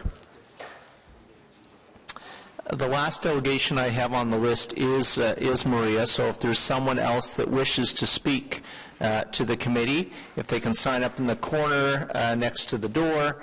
Otherwise, we'll move to questions to staff after these last two delegations. Morning, Ms. Biggs. You have 5 minutes. Thank you very much. Good morning. Thank you for allowing me to speak today on behalf of ESAC's Active Transportation Subcommittee. Transportation is a significant source of pollution and carbon emissions, and the city is uniquely placed to influence it. In addition to the environmental benefits, reducing the number of vehicles on the road would decrease congestion and costs maintenance and new road construction. In 2006, Transport Canada estimated the cost of congestion in Ottawa-Gatineau to be as high as $88.6 million per year. The C.D. Howe Institute in 2013 concluded that governments across Canada have not been accounting for the full costs and benefits of infrastructure investments. The cost of the GTHA is over $7 billion per year. The true cost of driving is high and is being subsidized by both driver and non-driver city taxpayers. For this reason, ESAC supports investing in active transportation infrastructure, public transit, carpooling, teleworking, and implementing initiatives that have potential to change behaviors. Active transportation. Safety concerns remain an important barrier for citizens choosing not to use cycling as their mode of transportation. Cyclists are vulnerable road users, and the city has a responsibility to make it safer. ESAC recommends 1. Implement projects listed in the transportation budget to enhance cycling and pedestrian modes of transportation, such as the 2016 Cycling Facilities Program and the 2016 Cycling and Pedestrian Major Structures Program. Implement the proposed study on missing pedestrian links, the 2016 Pedestrian Missing Link Study. 3. Accelerate funding for studies for missing links in the active transportation network, including a path section between Via Rail train station and Terminal Avenue, and from Centretown to Byward Market. 4. Accelerate funding for construction of cycling infrastructure and enhanced safety features, starting with the low-cost opportunities such as modifications to pavement markings and seasonal lane segregation. Consider creating a forum for cyclists and pedestrians to voice their suggestions. 5. Accelerate funding for construction of multi-purpose bridge across the Rideau Canal between Glebe and Ottawa East. 6. Whenever the city expands or significantly repairs roads outside the urban core, consider the addition of a 1-meter paved shoulder for bikes. There's usually sufficient room to expand asphalt paving, and the minor incremental cost could be offset somewhat by easier snow removal by plows, safer accident recovery from inattentive drivers and tire blowouts, as well as increased exercise for residents and visitors and cycling tourism. Carpooling. In order to incentivize carpooling and make it become part of Ottawa's culture, ESAC recommends 7, establish a segregated carpool lane on key arteries where appropriate, similar to what has been done on the 417 to Canada. 8, authorize authority for parking services to offer parking fee reductions for eco-friendly modes of transportation, such as carpools, electric hybrid vehicles, and motorcycles. 9, consider establishing a carpool network like the one in Seattle. Public transit. ESAC is concerned about the planned public transit fare increase effectively passing the increased cost of public transit to public transit riders. ESAC recommends spreading the cost of public transit to all road users, as more people that ride the bus, the less congestion there is benefiting all road users. Consider looking for further efficiencies, reducing service to some areas while increasing service on high-use routes. Reduce idling. An Alberta study estimated that the average idling time in drive-through locations in Edmonton to be 47 hours a day, which leads to an unnecessary 23.5 tons of greenhouse gas emissions in the city every day. The funds generated by a drive-through convenience charge implemented as a municipal bylaw can be directed to Transit Infrastructure Fund. ESAC recommends, 11, the city evaluate the notion of a 10-cent convenience charge per drive-through food transaction as a means of reducing air pollution and greenhouse gas emissions associated with idling in drive-through queues, or impose a moratorium on the construction of new drive-throughs, which probably would be unlikely. And 12, enforce the anti-idling bylaw. Thank you. Thank you very much. I've had a request from Councillor Fleury if you could circulate a soft copy of the presentation that you made this morning. I have a soft copy here, yeah. Okay, well, I guess, Councillor Fleury, it's in your inbox. Okay. Councillor Chernushenko's question.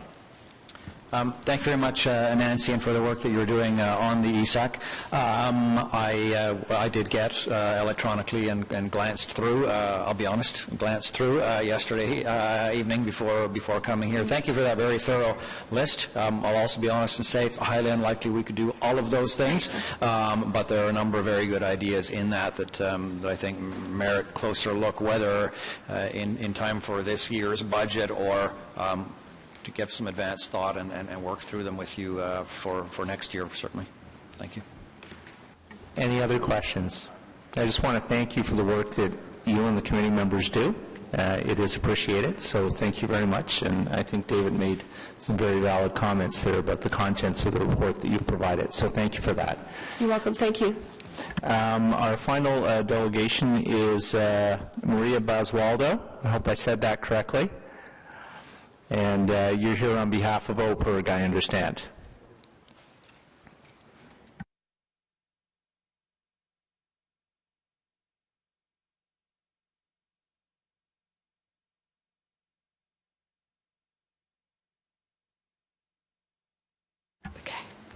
Thanks so much for having me here. I'm representing Ontario Public Interest Research Group. We have partnered with the Healthy Transportation Coalition in a research project where we are looking at different neighborhoods and what are the obstacles to access healthy transportation. So in the last year, we have run several sharing circles, we call it, which those are community conversations where we meet with people and talk about healthy transportation, what healthy transportation is, and what are the barriers or the benefits that they are having from accessing to healthy transportation. So the neighborhoods that we have been looking at is Heron Gate and Bayshore. What we found there for Heron Gate was that a lot of bus shelters were needed, safe cycling infrastructure like in Walkley, in Heron Road and Bank, better lighting in the Sandalwood and Ledbury parks, better winter clearing of sidewalks and pathways. Also, they mentioned about the high cost of public transportation and the infrequent services. For Bayshore, they mentioned, and this was repeated in the several conversations we had, the issues with safe crossing for pedestrians that were needed in at least two places on Woodridge Crescent, just west of the mall, so that people can more easily access to Bayshore Station Transitway stop, and in front of the Acora Village Recreation Center to get to an eastbound bus stop and the recreation center. Bicycle lanes so that residents can cycle to the key destination, Bayshore Drive, Richmond Road, Carlin Avenue, and Woodridge Crescent. The city should also work with local retailers to enhance the food accessibility in the community, which is that's a food desert, so people have like really hard time getting groceries. Quality of the walking and cycle infrastructure needed attention. Walking path, bike path, and sidewalks needed to be clear of construction debris and snow in the wintertime. Options should be available for families and lower-income residents who wish to use public transit, such as a low-income transit bus pass. More bicycle racks and storage should be added to the community in order to provide safe places for people to store their bicycles. So all this is in a synopsis of what people told us they needed. So the recommendations related to the budget that you are looking at would be probably more of a focus on equity, meaning that redirecting money the city will spend on new roads and road widening to create a low-income transit bus pass, more bike lanes, sidewalks, crosswalks, and better snow clearing in the winter. Roads do nothing to help people who cannot afford to own and operate a car. look for more revenue tools from the province. City could study user fees for roads and seek the authority from the Government of Ontario to implement user fees, like Trevor mentioned. Increased parking fees could be another way, 50 cents per hour per parking spot in city-operated lots and on street parking rates. Thank you. Thank you very much. Are there any questions for the delegation? Okay, seeing none. Thank you. We're going to move into questions to staff. And once we've done that, I'll ask Councillor Chernushenko to introduce the roadmap motion. I'm going to start off with just a quick question for Mr. Wiley. In light of the weather we've had thus far this winter, if I can call it winter at this point. I don't want to jinx anything. And the forecast that we have for the next couple of weeks, there was some indicator last night in the news, for example, that we might actually have a green Christmas. Can you give us a sense if the forecast does stay the way that it's set out, Mr. Wiley? Will we achieve any more savings on the snow budget for the 2015 year? Chair, we don't have November's numbers in yet, but as of October, we were still running in around a $13 million deficit. November was a good month, and that'll start to eat away at that deficit, and if December's a good month, it'll further save us money. So I would anticipate a smaller deficit at the end of the year. No, I appreciate that, but can you give us some sense, like if November and if December is like November, what that 2-month reduction, if you will, might be in the overall deficit? We're not going to hold you to the penny, just trying to get a sense. I don't have that information in front of me. It would depend on what other activities were being done during the month. Okay. Let me rephrase it then. Are we talking the hundreds of thousands of dollars or the millions of dollars in potential reduction? I would anticipate more towards the million. Okay, thank you. The other thing that I wanted to ask about, there was a lot of discussion earlier on in terms of service standards and what have you, but one of the things that wasn't talked about was your proposal for, in effect, a new SALT strategy or SALT monitoring, and how that might achieve savings for us going forward. Can you talk a little bit about that? And Chair, our SALT budget is in the neighborhood of $17–18 million. The strategy, we have had a monitoring strategy for a number of years. The problem in past years is that those reports are generally days after the event.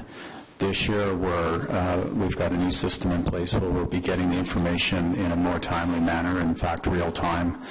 The other little enhancement we have, and I don't want to get too technical, but in certain circumstances when a truck goes, the controller goes on what we call open loop.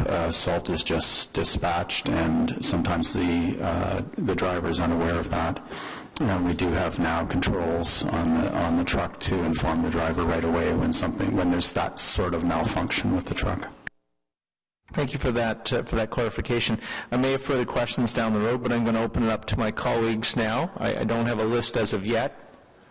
I do now. Councillor Chernushenko and then Councillor DeRuse. Thank you very much. I had an idea for a bit of humor, which I thought I'd throw in there. Can we calculate what the offset would be between lost revenue from ski sales and ski passes if we have a green winter versus the savings in cities' transportation? I figured I'd put that out there that was a joke first before I get people thinking I'm being serious about that. Obviously, there's benefits to a green Christmas, but that's perhaps not something any of us can guess at this point. My question, a number of delegations raised the question, the possibility of a study of other fiscal tools, whether it be user fees, tolls, congestion charges. There's a whole range of ones that are used in different cities around the world. Has the City of Ottawa ever done such a study, and if so, at all recently, that anyone's aware of?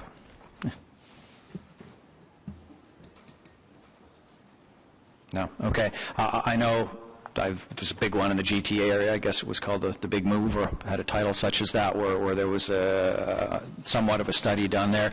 I would be interested in how much we think it would cost to carry out a study like that, and what the amount of time might be required to do that. We're talking a couple of months or a whole year to do a fairly accurate study of the tools available to us, and perhaps best practices from other cities. I'm not thinking a really detailed one, but perhaps a review of best practices and ones that might be applied effectively to Ottawa, because I feel although we all bristle at the idea of paying more money for anything, I think it's important to know what the options are, what they cost, what the benefits might be, so we can make a decision to opt for one or not.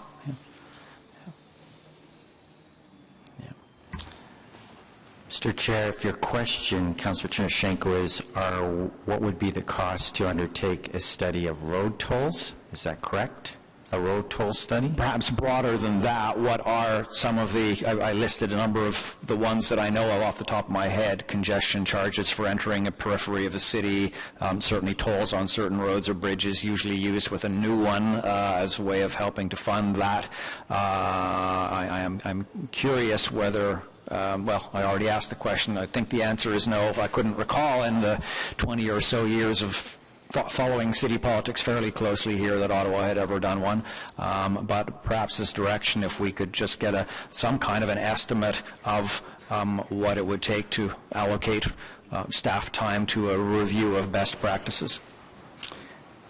Mr. Chair, you are correct, Councillor. Certainly Planning and Growth Management has not undertaken such a study on any of those examples you've raised. I'm personally familiar with some of the work that was done in the GTA, and while we've never set our mind to a quantum or the staff time to be involved in such an amount of work, my guesstimate is it would be fairly substantial, but I couldn't give you an accurate figure off the fly right now.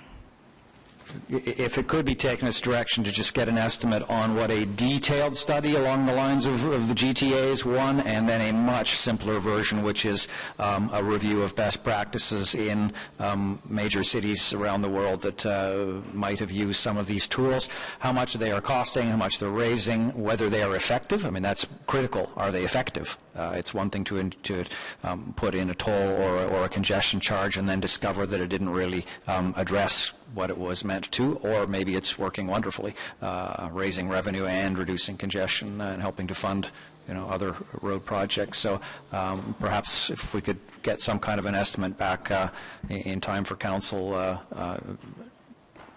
what kind of a cost estimate for that? Yeah. Mr. Chair, I think having that kind of information back before council in 4 working days is pretty challenging task. I think we'd want to be more thoughtful about it, is my recommendation, should your committee wish to direct us to undertake such a review.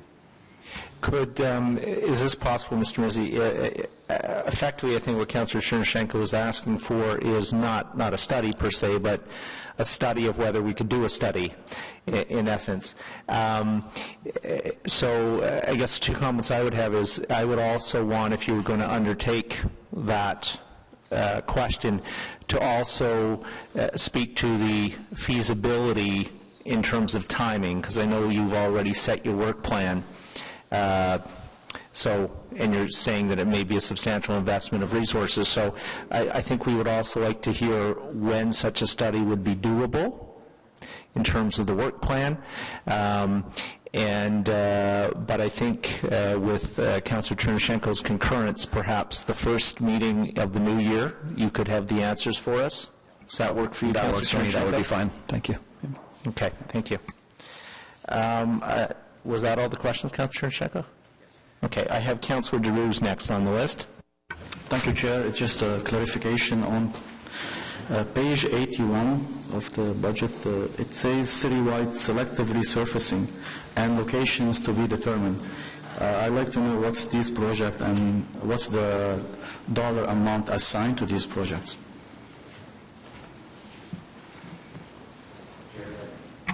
Sorry, Chair, that was page 81, if I understood correctly? 81. It's the first item. Yes.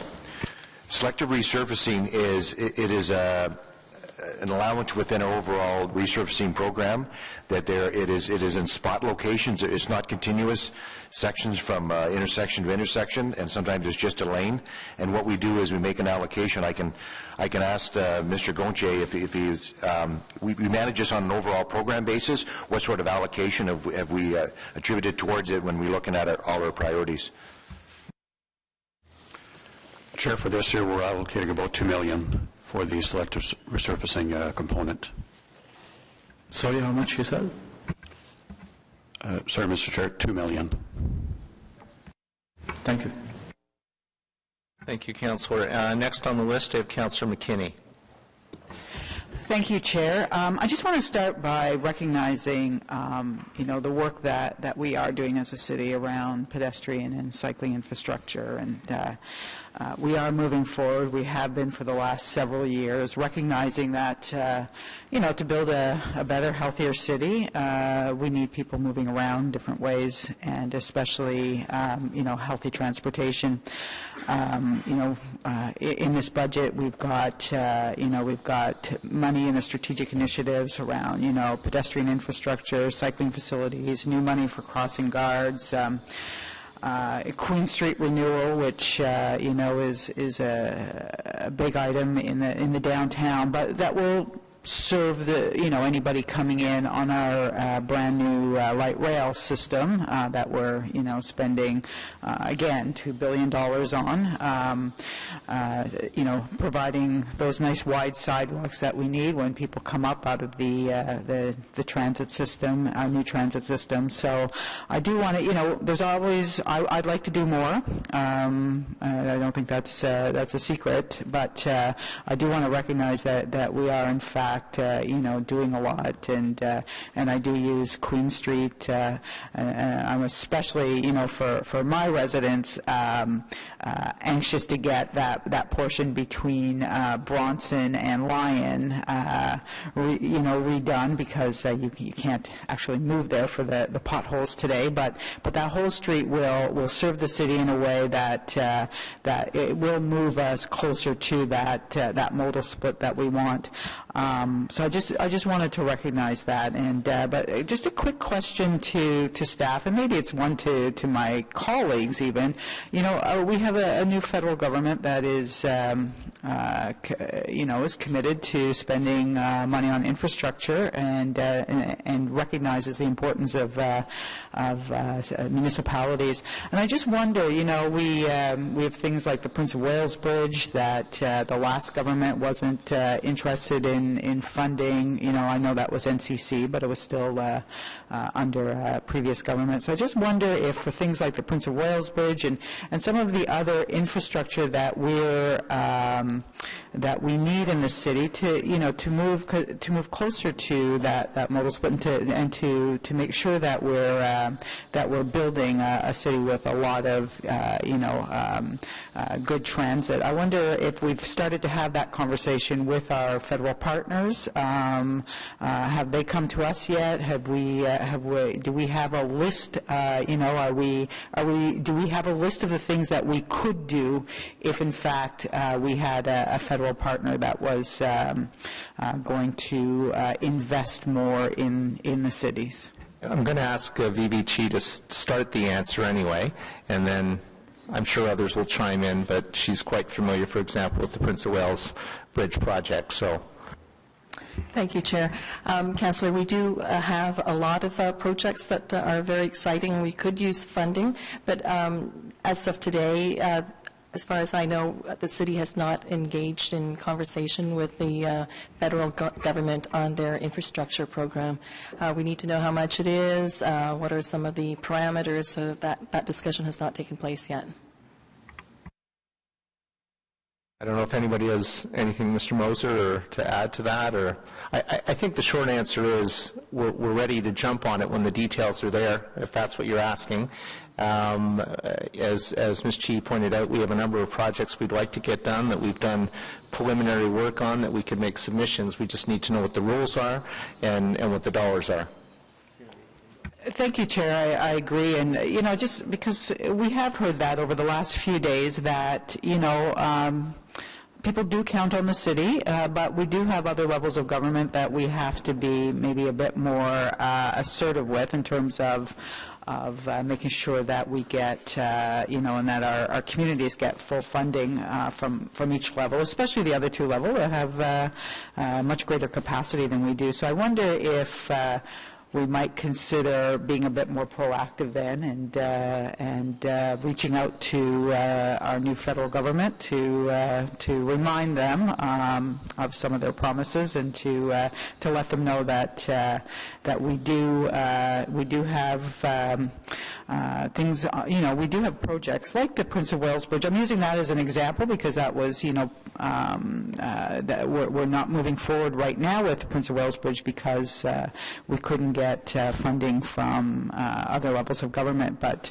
it might be an opportunity. So I'm just not sure whether we should sit back and wait or we should be... Well, I don't think that we are. I know that the Mayor's office, for example, has met with all the newly elected federal MPs for the areas, also had discussions with the minister responsible for the NCC in the region, and so I think that it's unfortunate the Mayor's not in the meeting anymore, but I know that there have been discussions at that level to find out what's going on and what's available for the city, and I'm sure if you want to take it offline with the Mayor's office, he'd be happy to share what they've done thus far, but my understanding is they're already in that loop and working on that. Were there any other questions, Councillor? No. Oh, okay, thank you. Next on my list is Councillor Fleury. Merci, Monsieur le Président. Comme vous savez, je viens toujours bien préparé. Questions? We were just in CPS budget earlier this week, and when we looked at the user fees, they're all going up significantly generally. But when I noticed the transportation budget, and it's dependent on sections. So there's a section in Public Works on page 9. There's a section on shopping carts on page 12. There's a section on parking on page 14. I'd like to understand where we're going with user fees on the transportation front and what's our limitation legally. My understanding is that we have some limitations. We often hear from residents, why don't we increase this or that, but I'd like to hear from you, Taffy, on generally on user fees, what parameters do we have to work under, or could we just increase them as if council willing?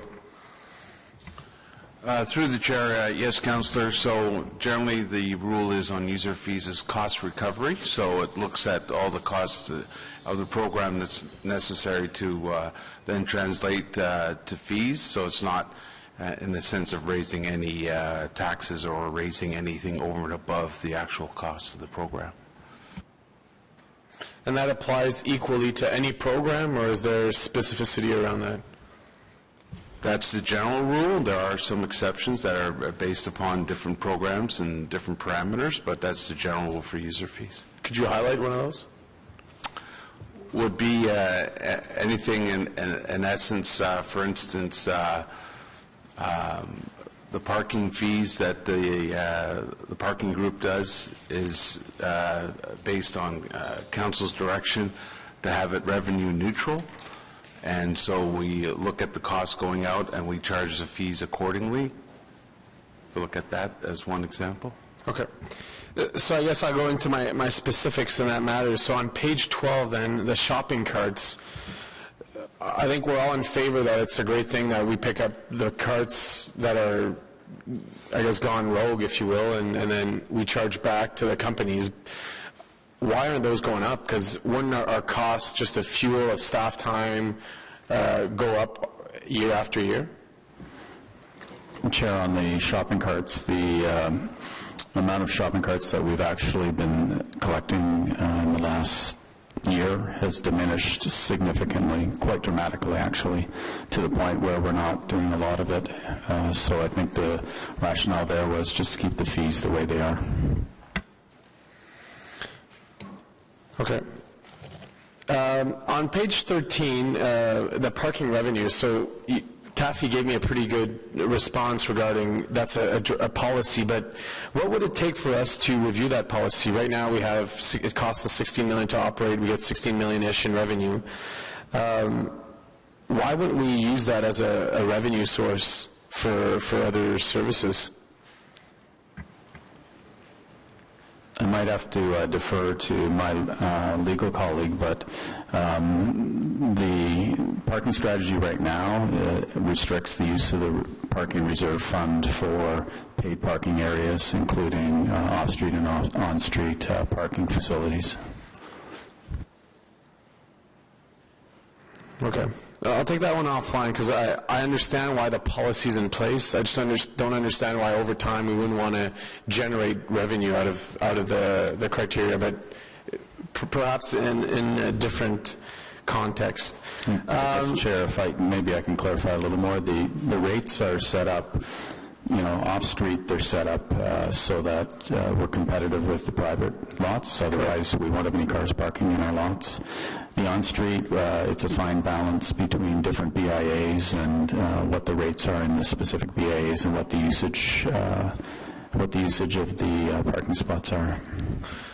Yeah, because you opened it up for me. Where I'm going is that if we want to encourage transit use and we're seeing that flatlined in areas where we do have monopoly of the parking, if you consider the parking structures and the on-street, why wouldn't we just significantly increase? Because we're getting feedback from people that they're saying, well, the monthly fee for the pass, if they're two family users, is the same price or close to the same price as parking downtown for the month. So we gotta, I'm trying to think how we can, because we all want to encourage transit use. So if we want to do that, we also need to leverage other opportunities. I think that is one of them, but it might be out of context for today's discussion, but I'll get back to it at some point.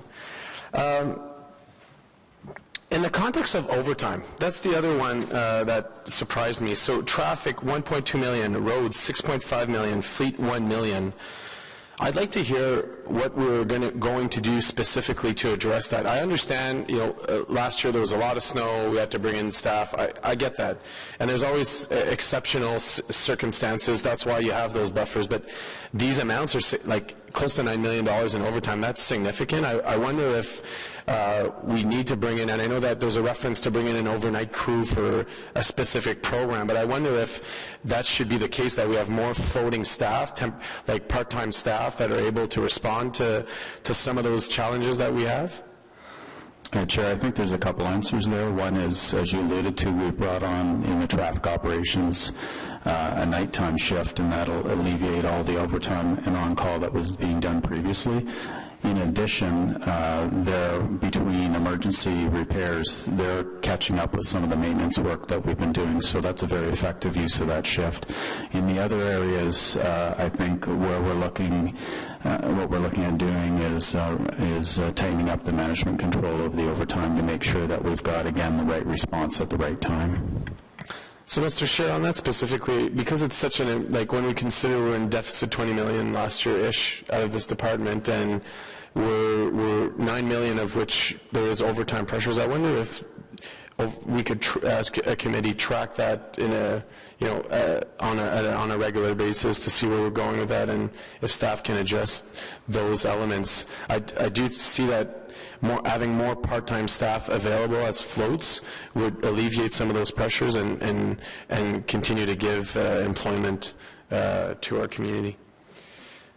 Well, I guess what I'd say to that is part of what Mr. Wiley's proposing to deal with the deficit is, in fact, to look at the overtime and find how it, as he said, to have the right people at the right time.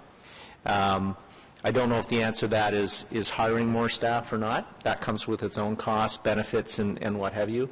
So I don't know if that is necessarily the answer, but I can tell you it's certainly on Mr. Wiley's team's radar to look at the overtime and figure out how to do it best. I don't know if we have the capacity or not to share on a weekly, monthly, whatever basis the overtime, but I can tell you for sure that's something that we're working on to bring into better order. Well, I can appreciate that. Just specifically to your comments, I think that it's not it's not sound way to just come back next year for 2017 budget to see what the results of overtime are. I'd like our committee to get a regular traction. I'm not saying a monthly, it could be a quarterly, but it'd be important if it is a significant cost on our side, and I'd like to make sure that we put in measures, accountability measures to see a reduction. And I'm only speaking from Parks and Rec experience, but when Parks and Rec stopped putting in overtime, we brought in a ton of part-time staff that were able to float, and we stabilized those numbers. So I can't speak to Kevin's issue, but when I was a staff member, I did see significant changes at that time. I think the treasurer wants to weigh in on this one. Yes, currently we do report on a monthly basis the overtime costs compared to budget for management purposes. So there is a report every month that actually reports actuals compared to budget. I just want to make sure that it's specific to this committee's purview, not citywide. Well, it would be specific to the departments. So we'd have to, can we report on it by committee? Why don't we do this, Councillor Furrier? Perhaps we can go offline and when staff can sort of figure out what's doable and not doable and how shareable it is, and to pull that information together, and then we can see if that's something that we can go forward with. Does that work with you? Yeah, I'm comfortable as long as we find a way by which we can continue to work with staff on seeing a lower pressure. Absolutely. That was your time. Yeah, okay, I'll come back on the list. Okay, fair enough. Just because there's other people on the list for the first time round. So, Councillor Manette, please. Thank you, Mr. Chair. Two very quick clarifications. Page 67 identifies $300,000 for new audible signals. Basically, I'd like to know, was there any in Ward 1 that was allocated? I don't need to know the exact location. That you can send me that offline, but... Through the chair, a list of locations will be coming out shortly. Okay. Before the budget meeting, obviously? Correct, Chair. Thank you. Second item is, again, on page 67, $300,000 for new pedestrian countdown signals. Same question. Would you have that information? Same answer, Chair. The list will be coming out shortly. Thank you. Thank you, Mr. Chair. Thank you, Councillor. I have Councillor Caudry on the list next. Thank you very much, Mr. Chair. And just a couple of questions on the report or the presentation that was made this morning. On, I guess it's page number, there are no numbers, it's the one talking about the highlights of changes under growth. School crossing guard program, new pedestrian crossing legislation, and additional signal operation shifts. The numbers that were mentioned during the presentation on the new pedestrian crossing legislation was, correct me if I'm wrong, was $75,000. Ms. Jasmine, was that the number that you used? Which one? The crossing? Yes. On the new pedestrian crossing legislation under highlights of changes when you were presenting, I thought I heard a number of 75,000. Yeah, 75,000. 75,000. So then coming back to Councilor Manette's question, the 300,000, am I mistaking something here as to where that 300,000 number comes from versus this 75? Chair, the audible signals and the countdown signals is a different facility than the new pedestrian crossing treatments. Okay, so in the pedestrian crossing signals, there are no audible signs on that signal? Is that why they're different, or are they a different, completely different program? Correct. The new pedestrian crossing legislation is not a signalized installation. The countdown signals and the audibles would be at an existing signalized installation. Okay, thank you for that. And coming back to the next slide in terms of capital highlights under Public Works, renewal. You mentioned traffic control, life cycle renewal, as well as in the bottom under growth, you mentioned new traffic control devices, and both of them have numbers attached to it. The first one has 1.4 million and the other one has 1.6 million. My question is, in terms of new traffic control devices, how are those determined as a priority? Is it based on development that happens in that area? And if that's the case, then what happens to the list that already has upgrades to the signal program?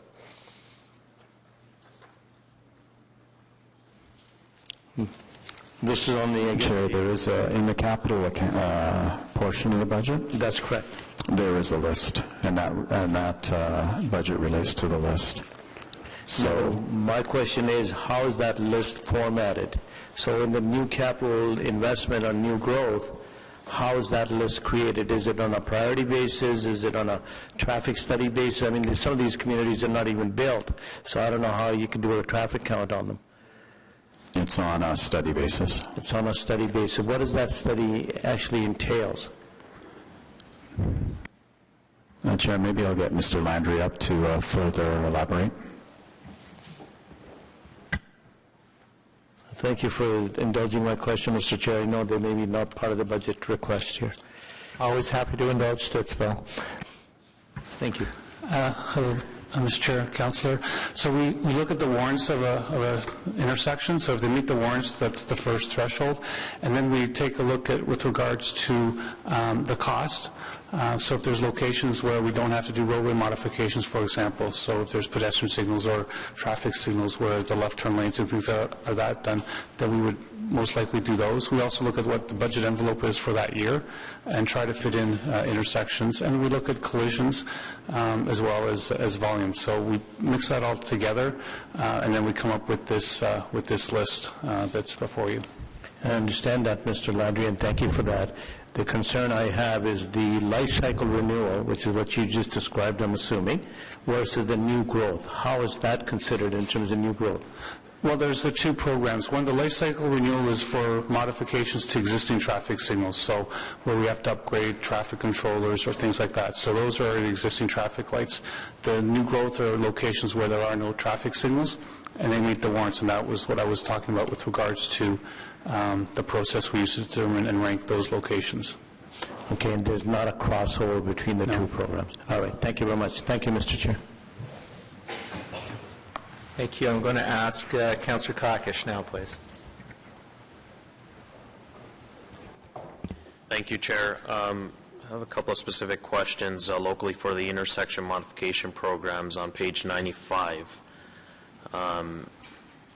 Prince of Wales, Albion and Leitrim, and Bank and Leitrim are all there. Just want to get a better sense of timelines in terms of when we can expect those projects to move forward.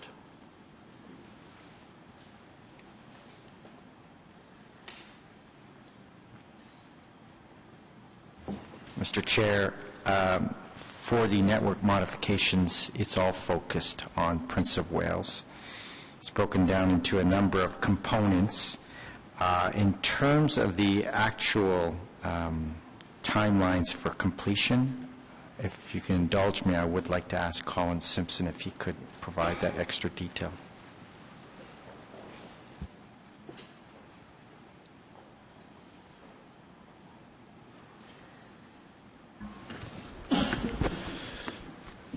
Hello, Chair. For the intersection control measures program, for the network management program, that's correct. All the funding in 2015, 16, and 17 is going towards Prince of Wales. So additional modifications down in the southern end, Albion and Leitrim, Bank and Leitrim are in the 2018 horizon when funding is reinstated for that program. So through the intersection modification programs, we're only able to do one project at a time? Correct, Chair. The funding for the intersection control measures program has been cut. It's roughly around $170,000 in 2016, and that's the funding for that program will be going towards studies for the Mitch Owens and Manotick Station intersection. Okay. So Albion and Leitrim and Bank and Leitrim, we're not going to see anything there until 2018? Correct. Okay, and Prince of Wales, when would the work start next year? In 2017. Okay.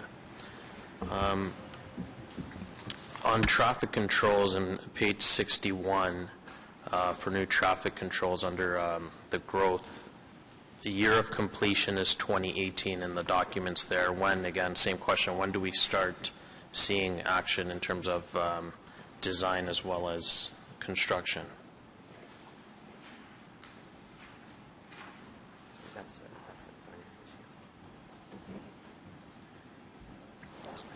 Sorry, Chair, which location was the councillor referring to? Page 61, River and Leitrim for new traffic controls, and traffic controls at Chapman Mills as well.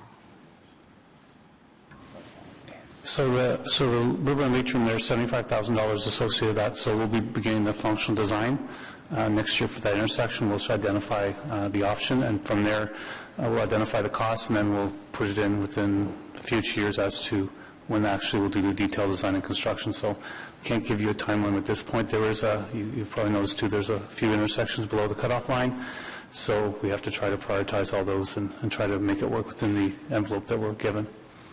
So design money is there for the functional design for River and what about Chapman Mills? Because in the documents, I guess what I'm trying to clarify is in the documents it says year of completion is 2018, but it sounds like there's no money, so is that just a number? That list is just identified that those are the locations that meet the warrants, and then we try to work to get these done as soon as possible based on the funding that's available. As for the Chapman Mills, that one there, it hasn't been identified with funding for next year, so we'll bring that up again the following year. What about Jockville and Golf Links? I believe that's through development versus the signal program. No, it's not. There's another signal. Because that one says, as on page 88, for Jockville and Golf Links, year of completion 2017. Chair, under our background for the intersection control measures program, yes, Jockville and Golf Links is one of the additional intersections that's above the warrant threshold, but as mentioned by Colin, the dollar amounts that we have, we're only doing the one, Mitch Owens and Manotick, so there is no budget assigned to that intersection at this time. Okay. So I guess, the takeaway for me here is that the timelines here that we have, the YOCs and the documents are a bit misleading in terms of, we have an expectation or we have a timeline there, but we don't actually have the money for it. So I'm not sure if that can be done with perhaps a caption or a disclaimer at the end to explain that in the budget in terms of the timelines we're looking at versus actually having the dollars to do it.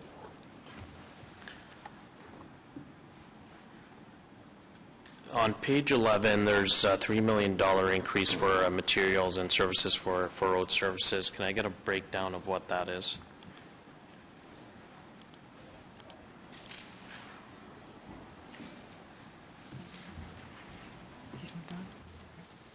What's that? That's what I thought, yeah.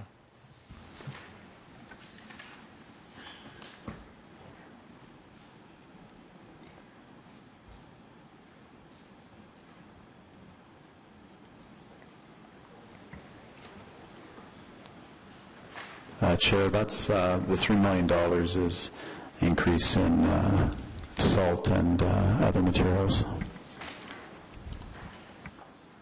And so is there a reason that that's significantly higher than last year? It's also inflation on fuel, etc. So it's just general inflation across materials. Councillor, I'm sorry to interrupt, but I think the Treasurer can help you on your completion date question. In terms of the templates for the capital projects, they would all say 2018 if that's the time span of all those projects. So it's just more of a financial framework for the spending. It's not when they will all be completed. Okay, so the 2018, that number refers to the financial, not the design or construction. Right. Okay, thanks for the clarification. Does that help you with that? Yeah. Okay. So for River Road to Mitch Owens then, what, in terms of that one, the resurfacing of River Road, timelines for that? Chair, generally the resurfacing program is done within the current year. The $32 million, our target is to complete all the works within 2016. There are times as we get towards the end of the season, depends on weather conditions, that it may carry into the following year. Okay, because that one there in the budget says year of completion of 2018, so, yeah. No, but he's saying it's going to be done next year, though. Yeah. Okay, anyways, I'll take that offline. I think there's, anyways, we'll talk about that offline.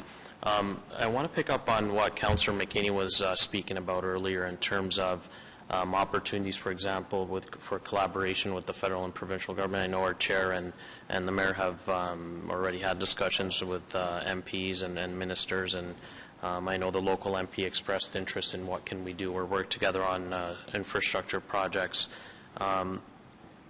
If there is an opportunity, and we know there's an opportunity for mini stimulus projects or funding over the next few years, is the city able to contribute or do anything, move things up from things that are in phase 2, for example, the transportation master plan, like, you know, widenings of roads and that sort of thing?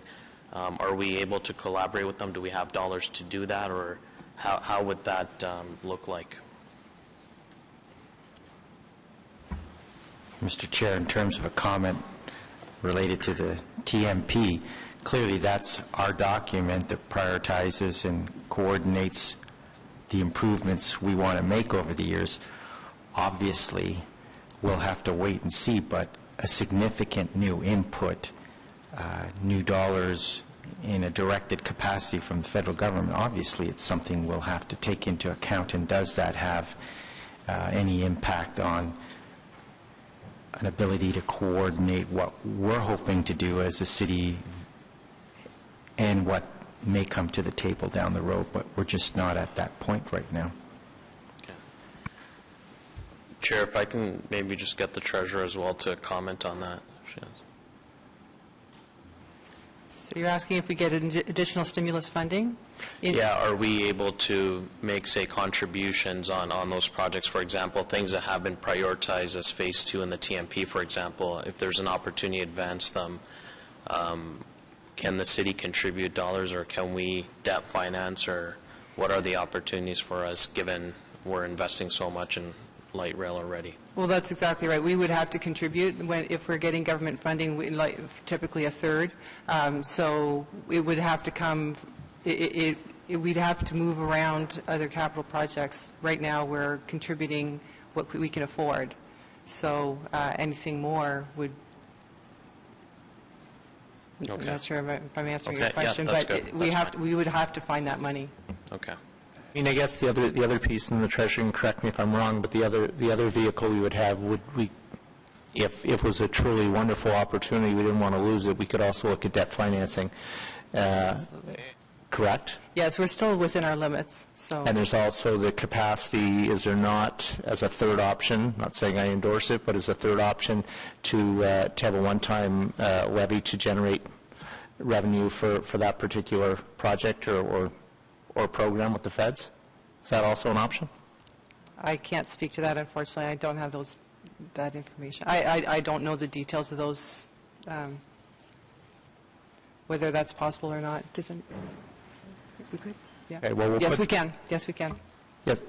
Yes, we can. Totally can. And somebody's...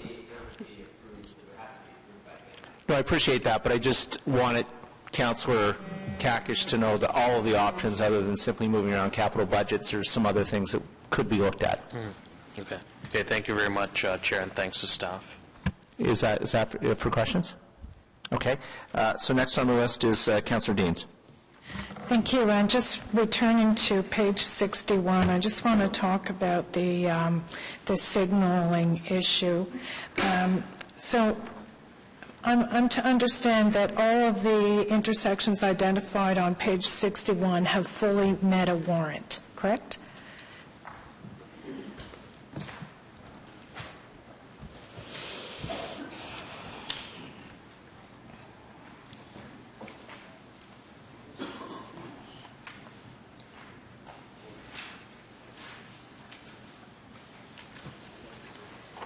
Yes, that's correct.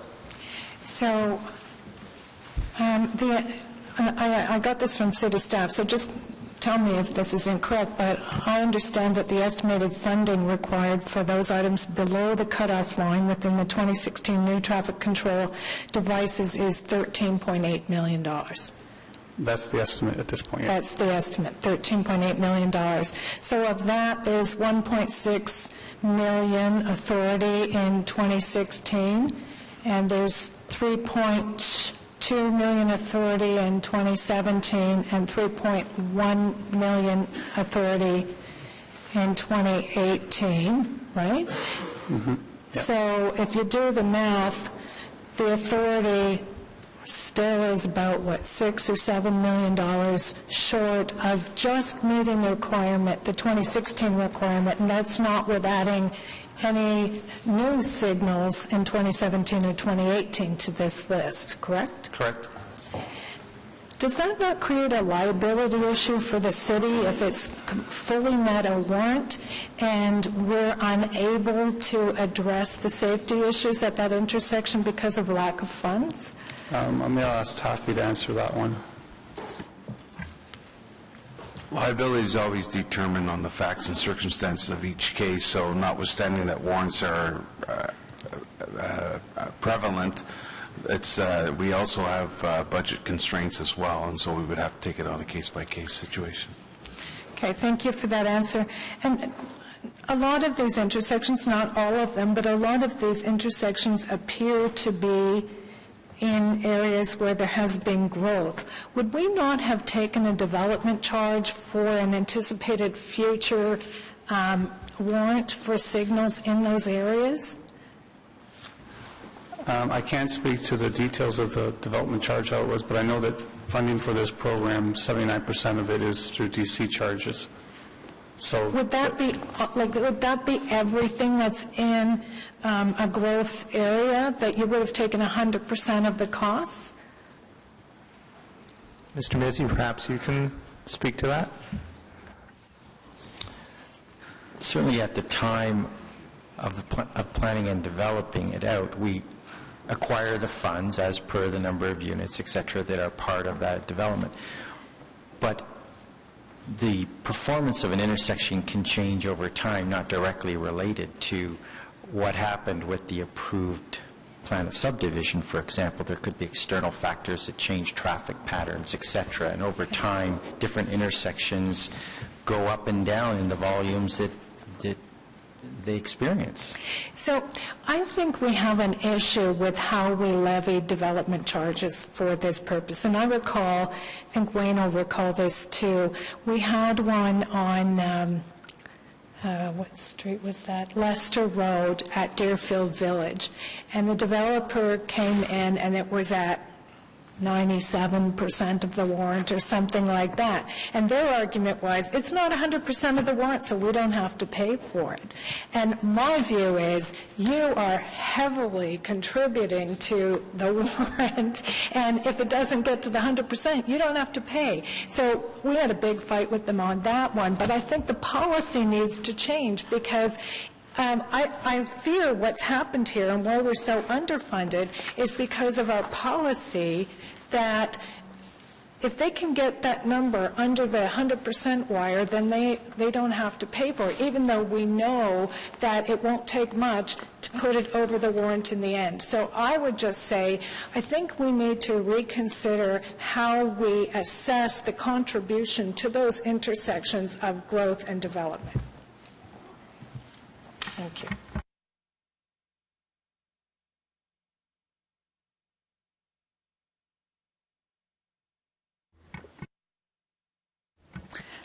And, yeah, Councillor Fleury. Merci, Madame la Présidente. I'll follow up on my previous question, which was the overtime costs. So I'm wondering from a finance perspective, if there's a better way to track overtime. I know we were talking about the memo. That's a bit of a side note. I'm speaking more of like a day-to-day. How do we track these additional costs that are coming in? Are they dealt with in the department, or is finance seeing that firsthand? Cyril, did you want to respond how you track the overtime for the department?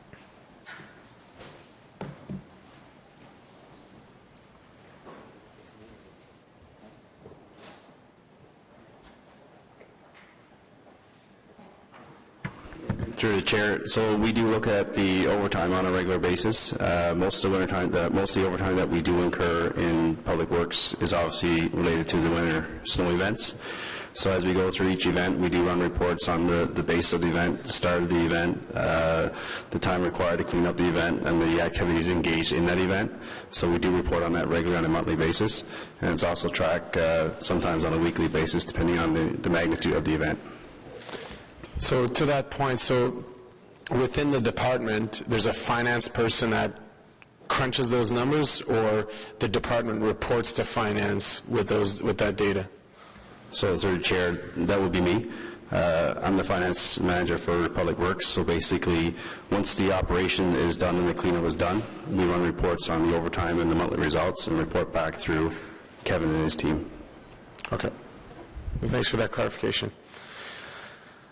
On page 33, so I'm following on Councillor Deans's question, sort of. I'm concerned on the fleet front, specifically to the section maintain services versus growth. And I'd like to hear how we decide which one is an increase to maintain the service levels that are expected, there's additional funds, or one is just by sheer of we have more roads, more facilities, more residents, so that fits into that. I'm unclear about which one triggers an increase and how that's done. Because to me, the growth section is quite low when you look at the fleet services or road services or traffic services. Like, those are very low numbers in growth when we're seeing that our community is growing. Chair, the maintained services portion of the fleet budget just speaks to what their cost of living impacts are, so through their wages, etc. The growth metrics relate to the size of the fleet. So in the last 2-3 years, we have not grown the fleet, so they're very small numbers. If we were growing the fleet, you'd see a larger number on the growth side. Yeah, I can understand that, but like, what's the trigger point? Like, how do you know every 1,000 residents you need a new plow? I don't know here. I'm inventing a number to be clear, but after 1,000 residents or an additional, you need this element, and that would trigger a growth pressure. What's that calculation, or how is that arrived to? Through the chair, the process has been the city's growing in numbers of kilometers of roads, sidewalks, parks, etc. The department take those metrics and determine what they need for additional resources. And as we know, we haven't had growth in the department in a number of years. So what we've been doing is absorbing it primarily through contractors and doing some of the things we've talked about today to make our operation more effective and efficient so that we can continue to keep up with that growth. So correct me if I'm wrong, but if it requires you new employees or new equipment to maintain the service levels, that could be due to growth, but you're not capturing it under growth. You're capturing there's new pressures for us to deliver that same level of service. Like, that line is very fine. Is it because there's new pressures or because the standards are changing? But where I'm getting to is that the source of these funds are in theory different, right? One is tax base, while the growth through time might be a different different pressure point in the tax base. Is that correct, or am I completely wrong that if it's all tax base, it's I guess that those both columns could be merged? I'll defer to the treasurer, but for Public Works, it's all tax based. We don't have any rate based.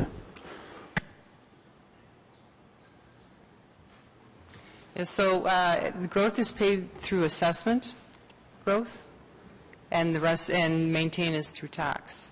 So that's how we differentiate. Can you elaborate on the assessment growth? The 1.3% that we talk about? Yeah. Yeah. So aren't we hurting ourselves by not putting more in growth, because that 1.3 would apply only to new pressures, not to the overall tax base?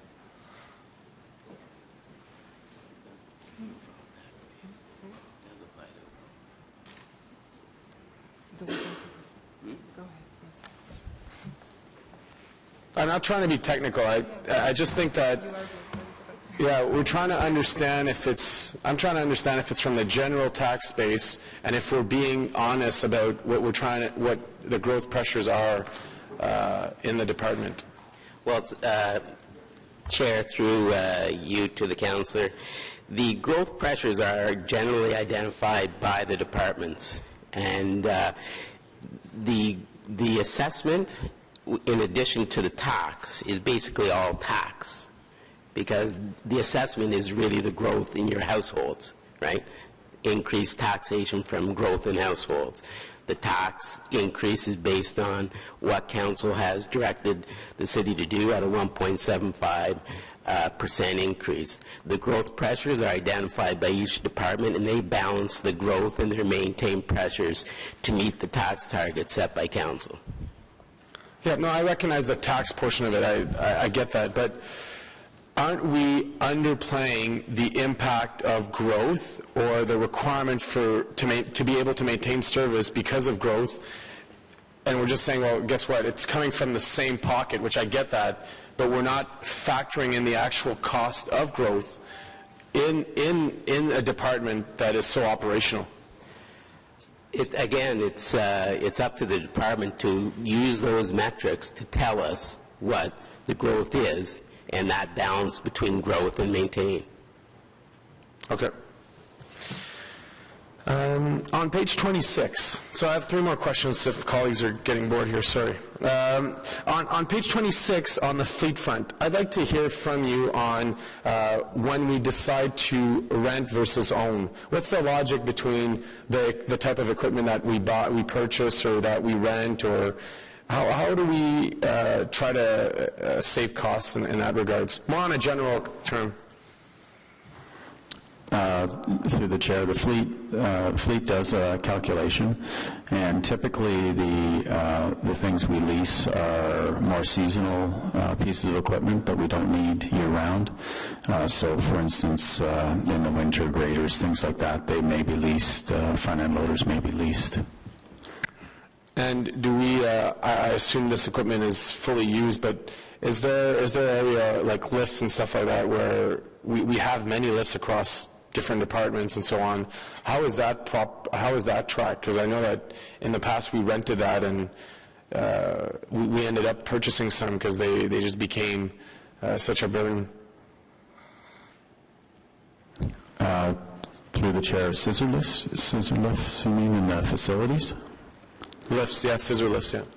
Yeah, I'm not sure. Maybe Mr. Donnell could answer that. I'm not sure how many we lease versus purchase.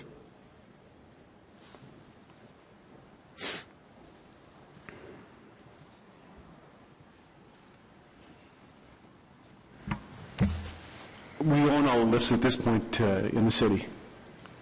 So in the past, I know we rented, we made a decision to purchase them? I can't speak for the past. At one point, Fleet didn't take care of all the lifts. At this point, we do, and we own all existing lifts. If there is an exception, it would be a short-term where it was a special project.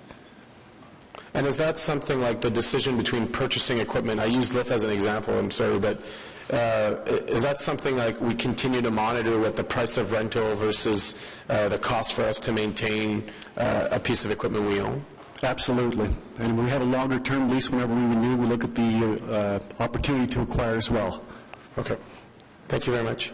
Okay, so other one on page 40, other internal costs of $7.5 million. I couldn't find the breakdown. I wonder what that means.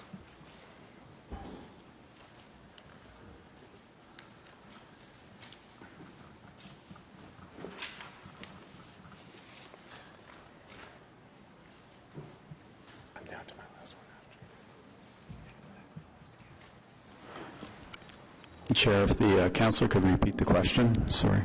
So I want to know what internal cost of $7.5 million mean. We're looking up the details. We'll have to get back to you on that. What's that, sir? I think we're looking up the details now. Okay, maybe we can take it offline. There was so little information I can. Okay. And then my final question is about fleet services on page 44, if members allow me. It's my final one. I know that I just slid in there. As long as it's your final one. I want to understand an example. So a bylaw car would be purchased by your department and factored in on the fleet cost. Is that correct? I'm using a bylaw car, just an example of a fleet outside Public Works. Chair, typically what will happen is the client group will determine what requirement they need for their vehicles. They liaise with the fleet group. They come to an agreement about what piece of equipment is required, and then it's tendered out by the fleet group. That also includes police vehicles? Or is that separate? Chair, that's separate, done by police. Okay, thank you for the information. Councillor Duruz. Thank you, Mr. Chair. Just a few questions. I won't be as long as my colleague, but I just want to recircle back to my Councillor McKinney and Councillor Kakish about the discussion of the federal money, if we're ready for not, and if there is extra funding. Because from my understanding, and this conversation is coming because of we all of us heard over the election trail last election that there is going to be funding coming up, and I just want to add my voice to them that we really need, as a committee of transportation, we need to have a backup plan. Maybe I know there is a conversation happening with the mayor's office and the other level of government, but I think the transportation committee should be also involved, and we should be informed of what's happening. So that's something I would like to express and add my voice to McKinney and Councillor Kakish. Well, I can tell you that internally with senior staff we've had discussions, and as Mr. Moser and Ms. Chi pointed out, we have a number of projects in the pipe that either the initial planning has been done or the EA is underway, because many of these programs you have to come forward with a shovel-ready or close to shovel-ready project. So there are projects in the queue should the opportunity arise. We're focusing on that because that's something we can wrap our heads around at this point. We don't know what the rules are going to be yet on the new proposal, and as soon as we do know, but we do know, generally speaking, you have to have a project that's ready to go. So that's what staff resources are focused on now, making sure we have some of those projects in the queue, and then when we find out the rules about when you submit, how you submit, how much money you have to put up, all those sorts of things.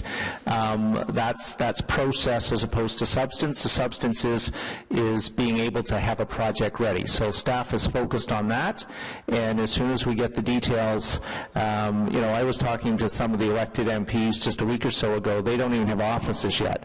So, they're working out of their living rooms. So, as soon as the information is there, we will jump on it, and staff, from an operational perspective, is gearing towards that operational ability to do so. Thank you, Mr. Chair. I really appreciate it, and it's very important for us as a committee that we understand and know what's going on. So I understand what you're trying to say, but also I want to make sure that we are part of this process. The other thing is I want to re-echo back, and Councillor Fleury was talking about the $9 million overhead for overtime. I got a questions for probably the general manager. I just want to make sure understanding, I know he's talking about part-time versus full-time, but is the job qualification for the items that Councillor Fleury was talking about, can we are we comparing apple to banana, or what are we doing here? Chair, I should have commented when Councillor Fleur is asking that question. These jobs are highly skilled technical jobs. They take quite a bit of training. We generally hire, if we do hire externally, we're generally hiring them from the construction companies that are used to utilizing big equipment. So it would be tough to fill the gap with. I understand what the councillor is saying, but it would be tough in Public Works to fill the gap with part-time employees. Thank you. Thank you for this clarification, and that's what I was thinking. I just want to thank you for that. Thanks, Mr. Chair. Thank you. And Councillor McKinney. Thank you, Chair. It might be more of a comment, but just picking up on what Councillor Deans was referring to in terms of, intersection controls, things that meet warrants, and yet we don't always cover those under development charges. They're not always triggered when a new development comes in terms of the pressure on the roadway, and also what Councillor Fleury was referring to in terms of not covering our growth. It seems to point to, a place where we're kind of underfunding ourselves here, and and as we move forward, I think that it's only going to get worse. And I wonder if maybe it isn't time to rethink, a long-term financial plan for, especially, here for transportation, but maybe it is time to strike a subcommittee to look at our long-range financial plan. Mr. Missy, is the planning committee or subgroup in the planning committee not looking at development charges and potential changes? Mr. Chair, it is in terms of looking at a development charge, really, but what we're looking at the moment is just being able to increase the development charge for the transit. Council's priority in terms of our growth in transportation, and balancing that off with reductions in other areas. So that's what we're working toward to bring forward no later than June of 17. So we're really just focusing on that. We're not looking at other issues.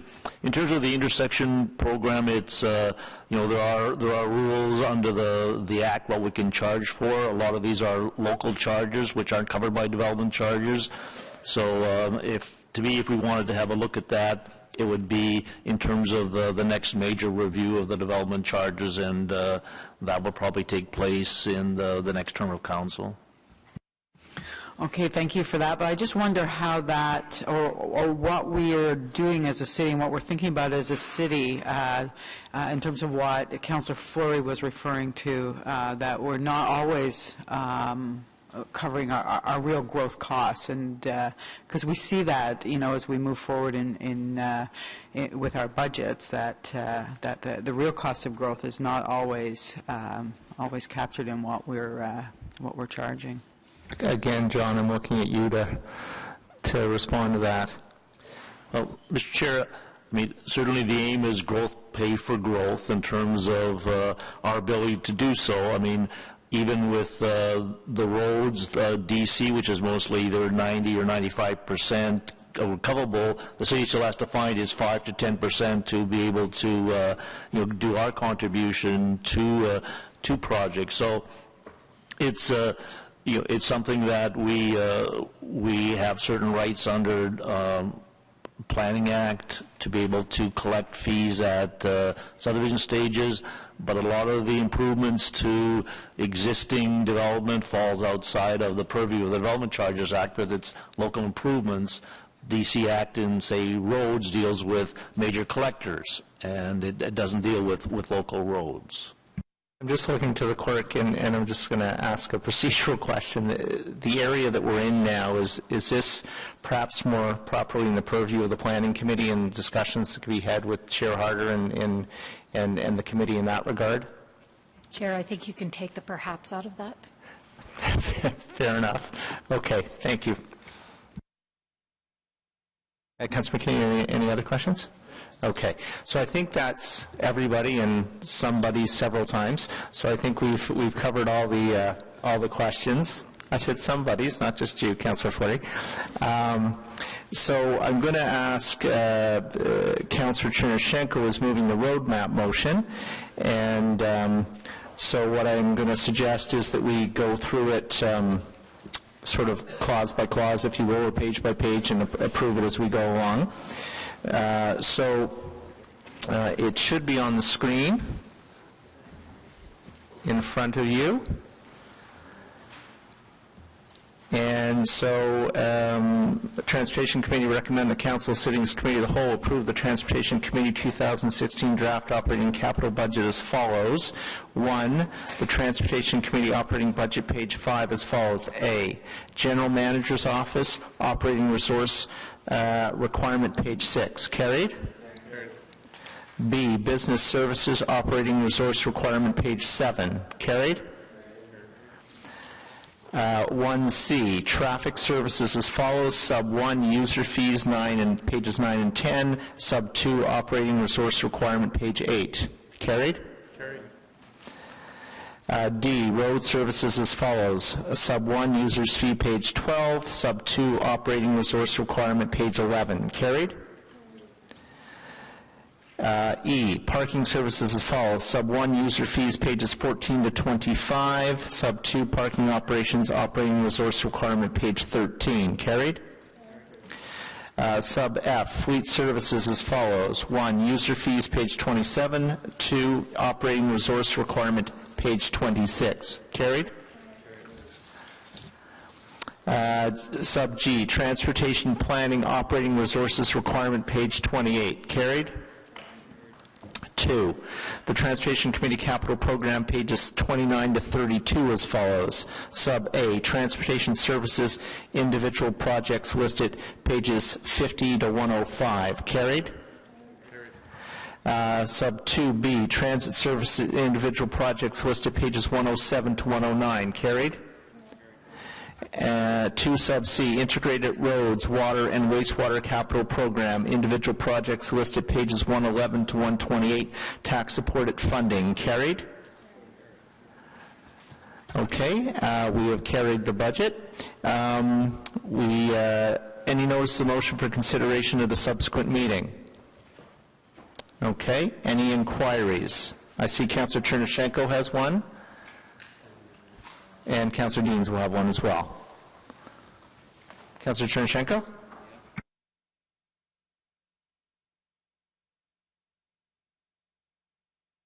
Just give us the sense of what the inquiry is about. I'll want to make sure that I'm not asking essentially for a repetition of the questions that Councillor Furry posed on the use of green painted bike zones. Essentially, I'm looking at what the criterion that the city uses for the green painted areas, whether there are lower costs to the thermoplastic that is being used, if they're actual green paint or some sort of pavement treatment where we can use it more often but at a much lower cost. So it's essentially in that area, and it is fairly lengthy as it stands right now. So that's the general gist of it. Thank you. So since I haven't seen the inquiry you've got in front of you in a little while, I can't remember, is this also factor in the cost of labor if in fact we're using something that has to be applied more often?